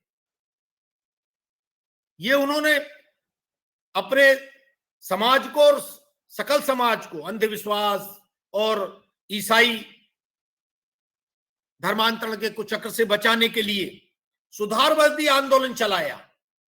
उनका आंदोलन किसी स्तर पर भी दयानंद जी, सरस्वती, विवेकानंद जी, चैतन्य महाप्रभु, इनके आंदोलनों की तरह प्रगतिवादी था, उदारवादी सिद्धांतों पर आधारित था। वो इसको समझने की आवश्यकता है। वो कहते हैं हड्डियां और शराब पीना नहीं चाहिए, शराब पीना एक सामाजिक दोष है। आदिवासी समाज से शराब को बंद करने के लिए भी उन्होंने संकल्पबद्ध कराया अपने समाज के बंधुओं को। और ये संख्या भी 200-500 में नहीं है, सैकड़ों गांव में बिरसाइयत करके एक तत्कालीन समय का उन्होंने एक धार्मिक आंदोलन चलाया, जिसमें इस बदलाव के लिए समाज में एक माध्यम बनाया उन्होंने। उनके सूत्र थे सादा जीवन उच्च विचार। हम गांधी जी को तो जानते हैं सादा जीवन उच्च विचार के रूप में, लेकिन बिरसा मुंडा जी के जीवन को जब हम देखते तो ध्यान में आता है, तो वो भी आग्रह करते हैं अपने समाज से कि सादा जीवन और उच्च विचार हमारा होना चाहिए। आडंबर और दिखावे और अहंकार जन व्यक्तित्व की अभिभूति से हमें दूर हटना चाहिए। उनके व्यक्तित्व से दिखाई देता है। वो समाज को एकत्रित करना चाहते हैं। वो कहते हैं एकता में ही बल है, अतः समाज को संगठित रहना चाहिए। यह आह्वान भी वो करते हैं। इसलिए उनको भगवान की संज्ञा दी तत्कालीन समाज ने। समाज में एक संस्कारित परिवेश आए, इसके लिए वो कहते हैं जनेऊ धारण करो। हम उनके चित्र यदि देखते हैं तो हमको दिखाई देता है हर चित्र में वो एक जनेऊ धारण किए। वर्तमान समाज में तो हम किसी कर्मकांडी ब्राह्मण को ही केवल जनेऊ धारण करते हुए देखते हैं, लेकिन बिरसा मुंडा जी के जीवन में उस काल में भी वो कहते हैं पवित्र जनेऊ धारण करो। एक दिन काम छोड़कर यानी सप्ताह में हम सिंह बोंगा का स्मरण करें, हमारे देवता का स्मरण करें। जूठा अखाद्य भोजन इससे विरत हो। दूसरे धर्मावलंबियों से विवाह मत करो। ऐसा भी तत्कालीन समाज को वो संदेश देते हैं। इस कारण उनको भगवान की उपमा दी गई। देश के आंदोलन में जब उनको जेल हुई और समाज को उन्होंने जल जंगल जमीन के लिए और अंग्रेजों के विरुद्ध जगाने के लिए काम किया, तो तत्कालीन शासन से उन्होंने जो मांगे रखी वो भी हमारे विचार का विषय है। उनका समाज को संदेश था, शासन को निर्देश था, हमारी मांगे इस अर्थ में पूरी करिए, हम बेगारी नहीं करेंगे। अंग्रेजों ने बेगारी कराई, हम सब लोग जानते हैं जितना इतिहास पढ़ते हैं। तो आदिवासी समाज बेगारी नहीं करेगा, ऐसा आंदोलन के रूप में उन्होंने रखा। आर्थिक शोषण पर रोक लगाई जाए, ये उनका आह्वान था। जितना परिश्रम कर रहा है व्यक्ति उसको उतना पारिश्रमिक दिया जाए। हम चाणक्य के अर्थशास्त्र को पढ़ते होंगे, हम माल्थस एडम स्मिथ के धन संबंधी विज्ञान को पढ़ते होंगे, लेकिन जिस सहजता और सरलता से बिरसा मुंडा जी कहते हैं कि परिश्रम के अनुसार पारिश्रमिक देने की व्यवस्था की जाए, बड़े बड़े अर्थशास्त्रों के लिए एक सीधा संदेश है।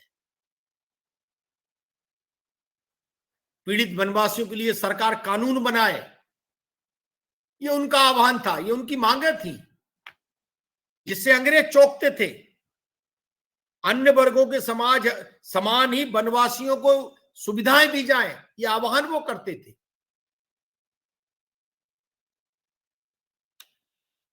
क्षेत्रीय वन संपदा है, भूमि है, खेती है, पहाड़ है, खनिज संपदा है, इन पर वनवासियों का भी समान अधिकार होना चाहिए, जमींदारों और उच्च वर्ग के साथ साथ।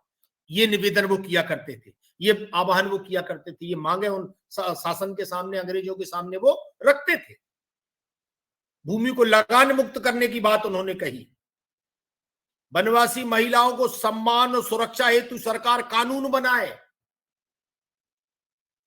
आज हम जान रहे हैं और कि शहडोल के और गौरव दिवस के कार्यक्रम में पेशा कानून मध्य प्रदेश लागू करने जा रही है।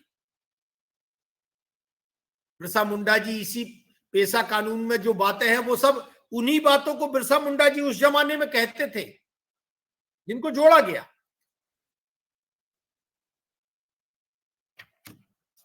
वनवासी बच्चों को शिक्षा ग्रहण करने का अधिकार दिया जाए, ये मांग थी उनकी तत्कालीन सरकार से।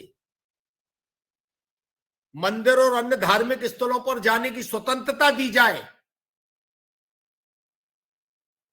ये जो आज विविध प्रकार के आडंबर खड़े करके बड़े महादेव और इस सब की बातचीत रखी जाने लगी और धर्म से काटने का एक षड्यंत्र कुचक्र चल रहा है, उसमें नियंत्रण के लिए उन्होंने प्रयोग किए।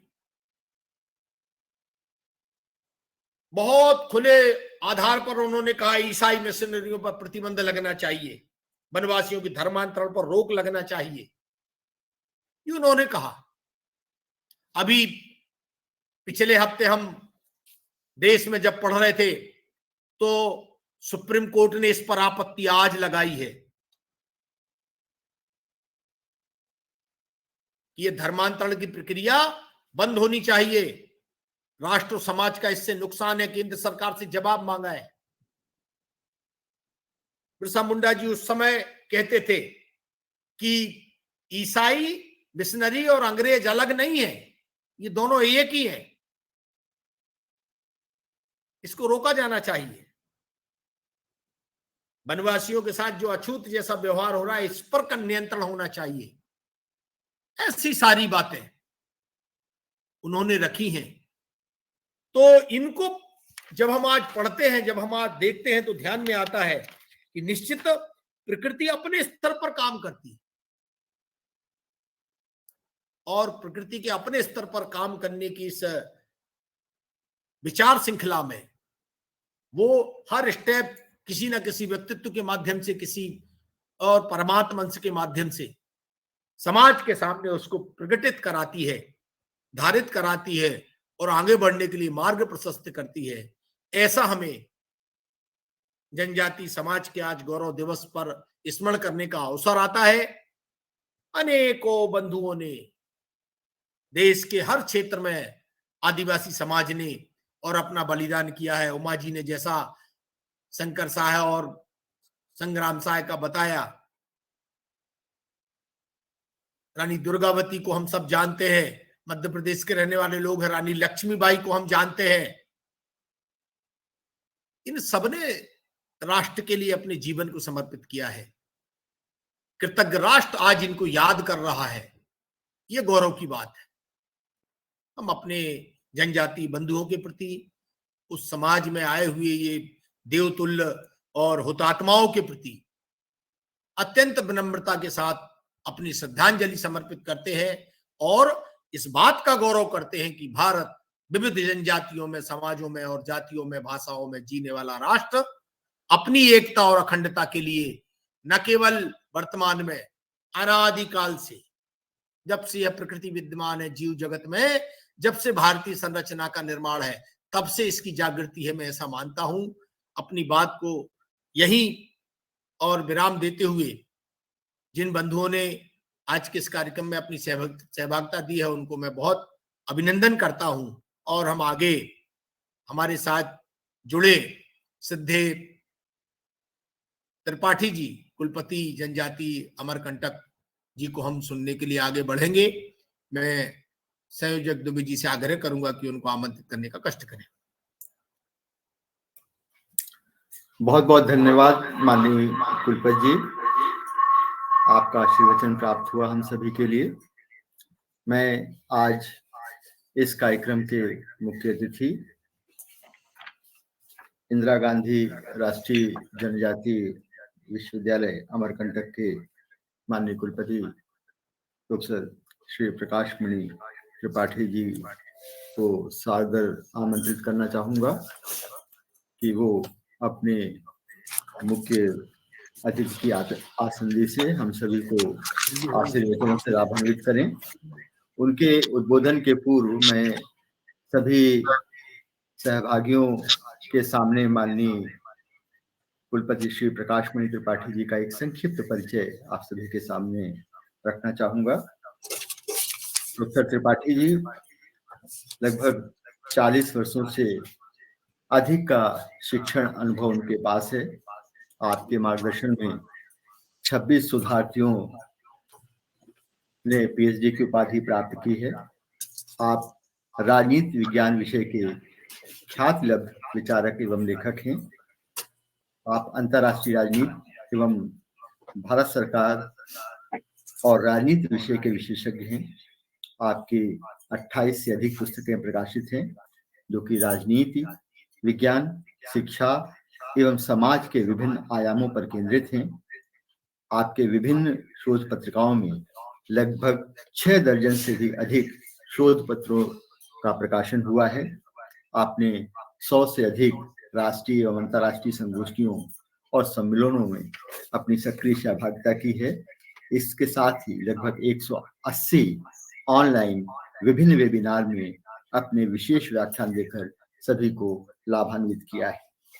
आपको प्राचीन भारतीय राजनीति के विशेष अध्ययन के लिए वर्ष 2014 में भारतीय राजनीति विज्ञान संघ ने राष्ट्रीय पुरस्कार से सम्मानित किया है।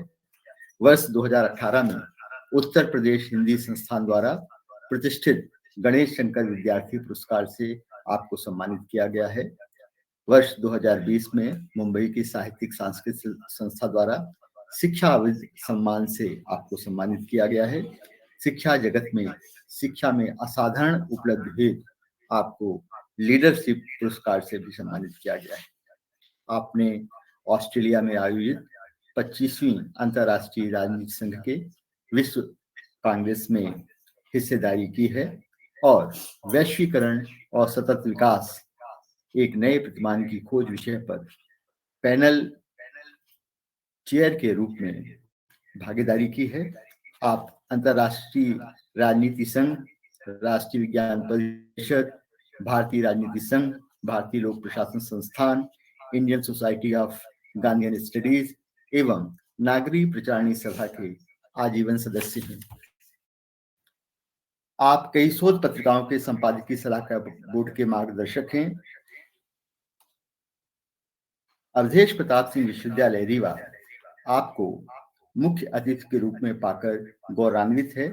आपको बड़े आदर एवं सम्मान के साथ मैं आपको उद्बोधन के लिए सादर आमंत्रित करता हूँ। प्रोफेसर त्रिपाठी। धन्यवाद नलिन जी। आज के कार्यक्रम के अध्यक्ष मेरे अत्यंत आत्मीय अवधेश प्रताप सिंह विश्वविद्यालय के यशस्वी कुलपति प्रोफेसर राजकुमार आचार्य जी, जिनको अभी मैं सुन भी रहा था। इस कार्यक्रम के मुख्य वक्ता प्रोफेसर प्रवीण कुमार मिश्र जी, विशिष्ट वक्ता डॉक्टर उमा कुमरे जी, जिनका स्वागत उद्बोधन हुआ ऐसे प्रोफेसर सुरेंद्र सिंह परिहार जी।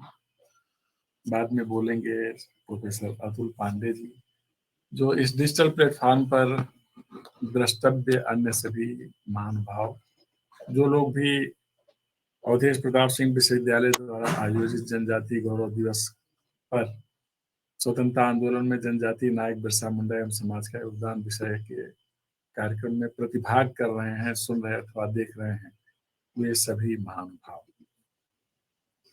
मुझे अतिशय प्रसन्नता है कि आज के दिन यह महत्वपूर्ण कार्यक्रम आयोजित है।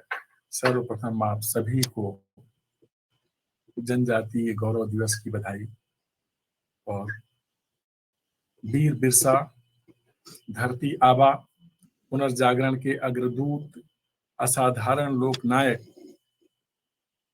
के रूप में समादृत भगवान बिरसा मुंडा की जयंती की बहुत बहुत बधाई। मैं स्वयं एक राष्ट्रीय जनजातीय विश्वविद्यालय में सेवा कर रहा हूँ। स्वाभाविक है कि इस समुदाय और इस नायकों के साथ मेरा विशेष लगाव है और जब भी भगवान बिरसा मुंडा के बारे में हम लोग चर्चा करते हैं तो कुछ बातें ध्यान में आती हैं। एक ऐसा व्यक्ति जो साधारण से असाधारण बन गया, जो केवल व्यक्ति के रूप में नहीं रहा, व्यक्तित्व के रूप में समादित हो गया। एक ऐसा व्यक्ति जिसकी जीवनचर्या के बारे में आप लोग बहुत कुछ कह भी रहे थे, सुन भी रहे थे।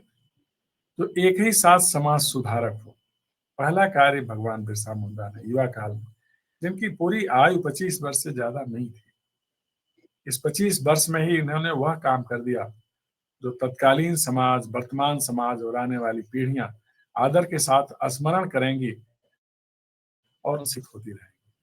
समाज सुधारक पहला काम जो उन्होंने किया, कि जो तत्कालीन जनजातीय समाज था उसके बीच में जितने विभेद थे उनको दूर करने का प्रयास किया और इसके लिए सभी समुदायों से मिलना, अपनी बात कहना, औरों की बात सुनना, ये उन्होंने आरंभ किया और इसी कारण वह लोगों में अतिशय प्रिय होते चले गए। बाल्यावस्था में उस समय अंग्रेजी सत्ता थी, पूरा प्रयास था कि हमारे समाज के इस बृहत्तर अंग को धर्मांतरित किया जाए। इनके भी धर्मांतरण की कोशिश की गई और उस प्रक्रिया में जब इनकी चुटिया काटी गई और इन्हें ईसाइयत के सूत्र बताने की कोशिश की गई तो इनका बाल मन विद्रोही मन हो गया। उन्होंने कहा ऐसा नहीं हो सकता, इस प्रक्रिया से तो हमारी पहचान ही समाप्त हो जाएगी। इसलिए पहला संकल्प लिया कि अपनी पहचान को अक्षुण्ण रखना है। जो हमारे धार्मिक सूत्र हैं, शिखा रखना, जनेऊ धारण करना, और जो हमारे आध्यात्मिक परिधान है, पीला वस्त्र, पीली धोती और सफेद पगड़ी, यह उन्होंने धारण किया और पूरे समुदाय को इसके लिए तैयार किया। पूरे जनजातीय समुदाय की स्वातंत्र्य काल में जो आंदोलन चल रहा था, स्वतंत्र अवधि में एक संकल्प था कि अपनी धरती को सुरक्षित रखना है। वीर बिरसा इसी को लेकर आगे बढ़े। पहला कि हमारा समुदाय सुरक्षित रहे, दूसरा जो हमारी धरती है वह सुरक्षित रहे, जल, जमीन, जंगल और जंतु, इनके बीच में संतुलन बना रहे, यह ध्येय लेकर के वह आगे बढ़े। और इस प्रक्रिया में पहले हमारी धार्मिक मान्यताएं क्या हैं, इनके बारे में उन्होंने पूरा बोध किया। विद्यालयी शिक्षा पर्याप्त नहीं थी, लेकिन अनुभूत ज्ञान के धनी थे। रामायण महाभारत के सारे वृतांत उन्हें कंठस्थ थे। आनंद पांडे से उनकी चर्चा हुई, वैष्णव धर्म की बारीकियों को समझा और अपने लोगों के बीच में बताया कि हमारे समुदाय के लिए 3 बातें महत्वपूर्ण है। पहली इयत्ता, दूसरी अस्मिता और तीसरी महत्ता।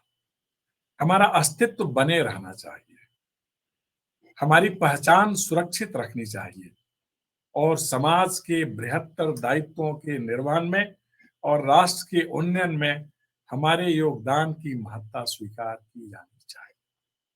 इसे लेकर के उन्होंने अपना अभियान किया। इस अभियान के सूत्र निर्धारित किया।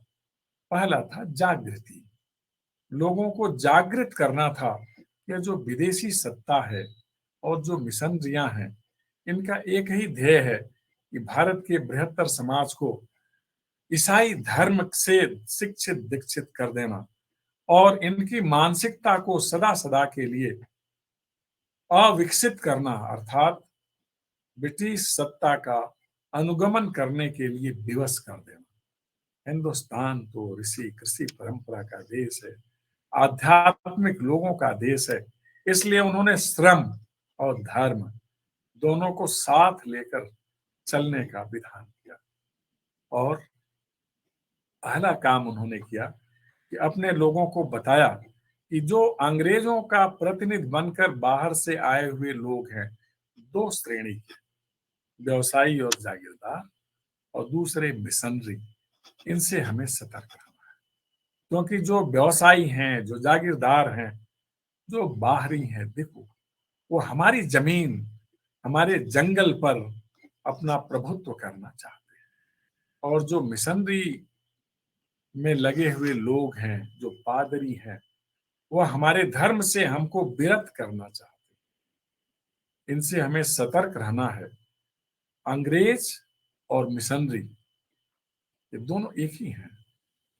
टोपी टोपी, साहब साहब टोपी एक उनका ये नारा था कि चाहे वो अंग्रेजी शासक हों अथवा मिशन संचालित करने वाले, सबकी टोपी एक ही है, मंतव्य एक ही है, भारतीयता का विरोध करना। 2 धरातल पर काम किया। पहला कि हमारा समाज संगठित हो जाए, और दूसरा ये जो ब्रिटिश लोग हैं, जो पादरी हैं, जो हमें हमारे धर्म से विरत करना चाहते हैं, इनके लिए हमें खड़ा होना है।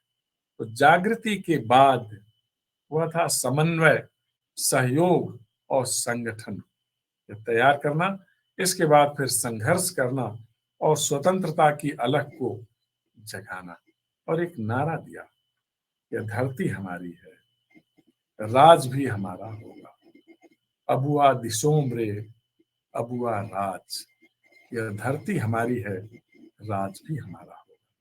और इसके लिए हमें अपने संसाधनों पर ध्यान देना है, अपने लोगों पर ध्यान देना है।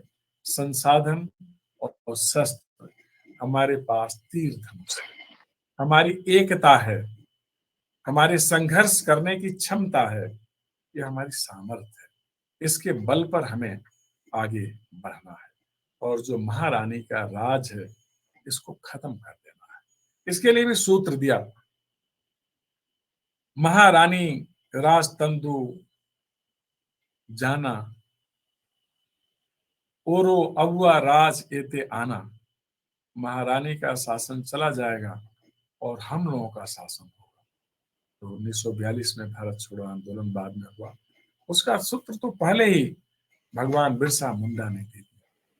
इस तरह पूरी अंग्रेजी व्यवस्था के विरुद्ध वह एक रहस्यमय व्यक्तित्व बनकर उभरे, जिनके सामर्थ्य के बारे में शब्दों में बहुत कुछ नहीं कहा जा सकता। आज भी लोकगीत, लोक साहित्य, लोक परंपरा में उनकी महत्ता विद्यमान है।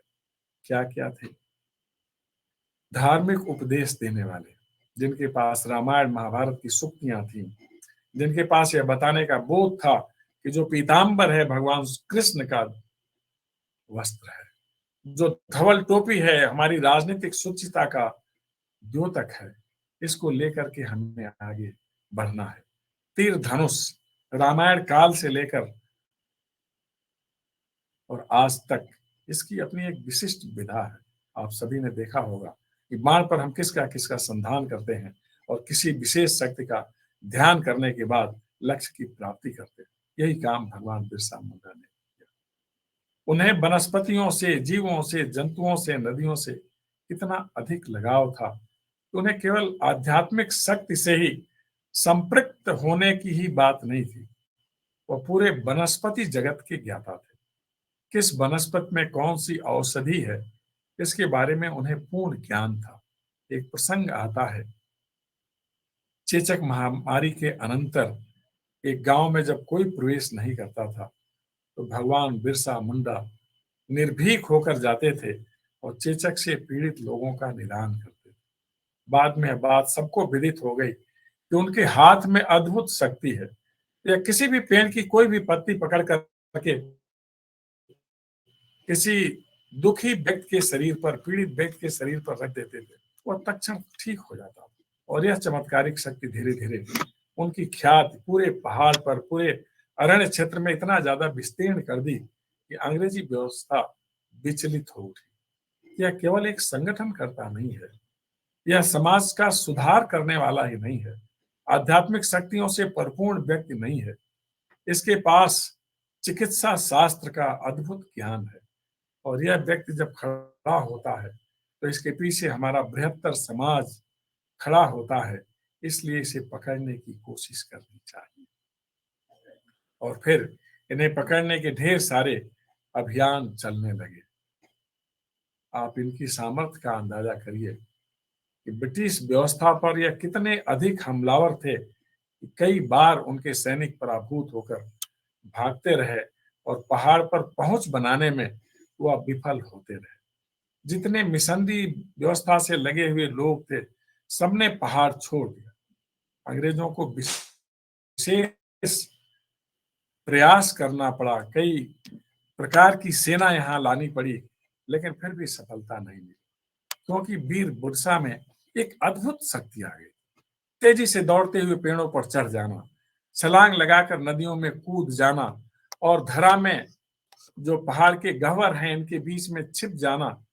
ऐसा लगने लगा कि बिरसा मुंडा यहाँ भी है, वहां भी है, यत्र तत्र सर्वत्र हैं, कहाँ नहीं है। और इसी कारण इन्हें भगवान माना गया। जिस तरह भगवान सर्वत्र हैं उसी तरह वीर बिरसा भी सर्वत्र हैं और यही इनका सर्वत्र होने का भाव पूरे अरण्य क्षेत्र के लोगों में अद्भुत उत्साह भर गया। और इस उत्साह के चलते अंग्रेजों को लगा कि यह चेतना अगर शेष भारत में फैल गई तो उनका काल इस देश में बहुत अधिक तक नहीं रहेगा। उनके काल के रूप में महाकाल बनकर भगवान बिरसा मुंडा आ गए। अतः इन्हें निरुद्ध करना आवश्यक है। जब कोई प्रयास, उनका सैन्य प्रयास सफल नहीं हुआ तो इनके अनुयायियों के बीच पहुंचकर कूट डालने की कोशिश की और प्रलोभन से इनके एक अनुयायी को अपने साथ किया और फलतः इनका अता पता उस सहयोगी ने दिया और भगवान जो निर्द्वंद रहते हैं, सर्वत्र रहते हैं, बिरसा मुंडा समाज को और ज्यादा प्रज्वलित करने के लिए पकड़ में आए, जेल में गए, अनशन किया, उपवास किया, क्योंकि उन्हें उस भोजन की आवश्यकता नहीं थी जो अंग्रेज व्यवस्थाओं में देती थी। और फिर उन्होंने 9 जून को आखिरी रूप से यहाँ से प्रस्थान किया 1900 में। 25 वर्ष की आयु भी पूरा नहीं किया, लेकिन इस अवधि में उन्होंने उस चेतना का विस्तार किया जिसका आशय है कि हमें प्रकृति से प्रेम करना चाहिए, अपनी धरा से प्रेम करना चाहिए, अपने लोगों से प्रेम करना चाहिए, मातृभूमि के प्रति उत्सर्ग रखने का भाव रखना चाहिए। और यह पूरा तत्कालीन समाज में आंदोलन का विषय बना, प्रेरणा का स्रोत बना और भगवान सबके हृदय में पहुंच गया। आज भी हमारा यह बृहत्तर समुदाय इस बात को स्वीकार करता है कि भगवान बिरसा हमारे बीच में है। हमारे ऊपर किसी भी प्रकार की कोई बाधा आएगी, कोई क्लेश होगा तो हम मुस्कुराते हुए हमारे बगल में खड़े होंगे और अपने पारस स्पर्श से हमें व्याधि मुक्त करेंगे, कष्ट मुक्त करेंगे, अभाव मुक्त करेंगे। इस प्रकार के महानायक का मैं नमन करता हूँ, वंदन करता हूँ। भगवान बिरसा मुंडा हमारी चेतना को पवित्र करें, जागृत करें, हमारी राष्ट्र भक्ति को प्रगाढ़ करें और हमारा राष्ट्र दुनिया का महानतम राष्ट्र बनकर उदित हो। इस बहुत अच्छे कार्यक्रम के लिए आप सभी को बहुत बहुत साधुवाद, धन्यवाद। विशेष करके मैं अपने अत्यंत आत्मीय प्रिय भाई राजकुमार आचार्य जी को धन्यवाद देता हूँ, जिनके कारण भगवान बिरसा मुंडा के बारे में कुछ कहने का मुझे अवसर मिला। थोड़ा विलंब से इसका मुझे कष्ट है, क्योंकि कई कार्यक्रम आज चल रहे हैं विश्वविद्यालय में, जिसमें आने वाले दिनों में हमारे आचार्य जी भी सम्मिलित होंगे, तो उसका आप ध्यान नहीं रखेंगे। आप सबको देखना सुनना मुझे बहुत अच्छा लगा। बहुत बहुत धन्यवाद। बहुत बहुत आभारी हूँ माननीय त्रिपाठी सर आपका। आपने आज बहुत ही व्यस्ततम समय में से समय निकाल के हम लोगों को अपनी उद्बोधन से लाभान्वित किया। अमरकंटक विश्वविद्यालय में राष्ट्रीय शतरंज प्रतियोगिताएं चल रही हैं और वहाँ पर राष्ट्रीय स्तर के कई महत्वपूर्ण लोग उपस्थित हैं। ऐसे विषम परिस्थितियों में भी आपने आशीर्वचन से हम लोगों को लाभान्वित किया। बहुत बहुत आभारी हूँ सर आपके। मैं अंत में आज के इस राष्ट्रीय वेबिनार में जुड़े हुए अतिथियों और सहभागियों, प्रतिभागियों के लिए आभार प्रदर्शन के लिए अवधेश प्रताप सिंह विश्वविद्यालय रीवा के छात्र कल्याण अधिष्ठाता एवं व्यवसाय प्रबंध विभाग के विभागाध्यक्ष प्रोफेसर अतुल पांडे से सादर अनुरोध करूंगा कि आभार प्रदर्शित करने की कृपा करें। प्रोफेसर अतुल पांडे। नमस्कार, मैं अवधेश प्रताप सिंह विश्वविद्यालय रीवा की ओर से और अपने स्वयं की ओर से एक बार पुनः आप सभी को प्रणाम करता हूं। आज के इस महत्वपूर्ण दिवस जनजातीय गौरव दिवस पर आयोजित हमारे विश्वविद्यालय के राष्ट्रीय वेबिनार, जिसका विषय स्वतंत्रता आंदोलन में जनजातीय नायक बिरसा मुंडा एवं समाज का योगदान, ऐसे अवसर पर हमारे बीच उपस्थित अमरकंटक के इंदिरा गांधी राष्ट्रीय जनजातीय विश्वविद्यालय के सम्मानीय कुलपति महोदय प्रोफेसर श्री प्रकाश मणि त्रिपाठी जी, आपने अपने बहुत ही व्यस्त कार्यक्रम के बीच, अभी दुबे जी बता ही रहे थे, हमें समय दिया। हम सब आपके उपस्थिति से गौरवान्वित हैं और हम चाहेंगे कि भविष्य में कभी आप प्रत्यक्ष रूप से हमारे विश्वविद्यालय में पधारें और आपके वक्तव्य से हम लाभान्वित हों। मैं हमारे विश्वविद्यालय के माननीय कुलपति जी प्रोफेसर राजकुमार आचार्य जी जो इस कार्यक्रम की अध्यक्षता कर रहे हैं, उनके प्रति भी आभार व्यक्त करता हूँ। उनकी प्रेरणा से अनवरत हमारे विश्वविद्यालयों में बहुत सारे ऐसे कार्यक्रम ऑनलाइन मेथड से भी और भौतिक रूप से भी संचालित हो रहे हैं और लगातार आजादी के अमृत महोत्सव के अंतर्गत बहुत सारे आयोजन और विधाएं सफलतापूर्वक हो रहे हैं। सर का मार्गदर्शन हमेशा हमें मिलता है, बहुत सहजता से मिलता है। आज के इस कार्यक्रम में भी आपके मार्गदर्शन के लिए, आपके वक्तव्य के लिए पूरे विश्वविद्यालय परिवार से की ओर से मैं आपके प्रति आभार व्यक्त करता हूं सर। हमारे आमंत्रण पर इस कार्यक्रम में मुख्य वक्ता के रूप में सम्मिलित हुए प्रोफेसर प्रवीण कुमार मिश्रा जी, जो गुरु घासीदास विश्वविद्यालय, केंद्रीय विश्वविद्यालय बिलासपुर छत्तीसगढ़ में इतिहास विभाग के प्राध्यापक हैं। आपका भी मैं विश्वविद्यालय परिवार की ओर से हार्दिक आभार व्यक्त करता हूँ। आपने अपने अध्ययन से हम सभी को जनजाति नायकों के योगदान के बारे में बहुत ही विस्तृत जानकारी दी। मुझे खुद बहुत सारी चीजें ऐसी थी जो नहीं पता थी, जो न सिर्फ आपके वक्तव्य से बल्कि हमारे बीच विशिष्ट वक्ता के रूप में पधारी डॉक्टर उमा जी, जो विशेष कर्तव्य अधिकारी हैं जनजातीय कार्य मंत्रालय विभाग में। उन्होंने भी बहुत सारे नाम बिल्कुल जैसे उनकी जुबान पे रखे हुए थे, लगातार वो बोलती चली जा रही थी जनजाति नायकों के नाम। हम तो कुछ गिने चुने लोगों के ही नाम जानते हैं। तो ऐसे अवसर पर आप सभी वक्ताओं का, आप सबने हमारा मार्गदर्शन किया और हमें एक दृष्टि दी कि किस तरह से जनजाति नायकों का नाम, जो उन्होंने बहुत बड़ा योगदान किया किंतु उन्हें उस तरह से महत्व नहीं मिल पाया इतिहास में। और संभवतः अब जिस तरह से प्रयास हमारी भारत सरकार और मध्य प्रदेश सरकार कर रही है, अवश्य उन्हें वह स्थान मिलेगा हमारे इतिहास में और हमारे हृदय में, जो उन्होंने अपने देश की स्वतंत्रता के लिए जो योगदान दिया, जो उन्होंने बलिदान दिया, उसको महत्व मिलेगा, ऐसी मुझे आशा है। हमारे विश्वविद्यालय के कुल सचिव महोदय प्रोफेसर सुरेंद्र सिंह परिहार जी, जो इस कार्यक्रम के आयोजक हैं, जिन्होंने सबका स्वागत किया, उनके प्रति भी मैं आभार व्यक्त करता हूँ। इस कार्यक्रम के सूत्रधार हमारे विश्वविद्यालय के आजादी के अमृत महोत्सव के सभी कार्यक्रमों के नोडल अधिकारी श्री नवीन दुबे जी, उनका भी आभार, जो उन्होंने इतने महत्वपूर्ण वक्ताओं को हमारे बीच लेकर आ सके। अवश्य माननीय कुलपति जी के मार्गदर्शन में और स्वयं के प्रयासों से मुझे लगा कि तीनों चारों वक्ताओं ने बहुत ही महत्वपूर्ण बातें कही और हमको सचमुच हम सबको बहुत अच्छी जानकारी मिली। हमारे विश्वविद्यालय के आचार्यगण, हमारे विश्वविद्यालय के अधिकारीगण, हमारे विश्वविद्यालय के अतिथि शिक्षकगण, हमारे विश्वविद्यालय के शोध छात्र और छात्र छात्राएं जो इस कार्यक्रम में जुड़े, आप सबके जुड़ने से इस कार्यक्रम की गरिमा बढ़ी। मैं एक बार पुनः आप सभी को जनजाति गौरव दिवस की शुभकामनाएं देता हूं और इस कार्यक्रम में सम्मिलित होने के लिए पूरे विश्वविद्यालय परिवार की ओर से धन्यवाद ज्ञापित करता हूं। आप सभी को प्रणाम करता हूं। नमस्कार। बहुत बहुत धन्यवाद प्रोफेसर अतुल पांडे जी। मैं माननीय कुलपति जी के अनुमति से कार्यक्रम समाप्त करने की घोषणा करता हूँ। सभी का बहुत बहुत धन्यवाद, आभार। सभी को बहुत बहुत नमस्कार। सभी का आभार। नमस्कार। नमस्कार जी सर, प्रणाम कर रहा हूँ सर।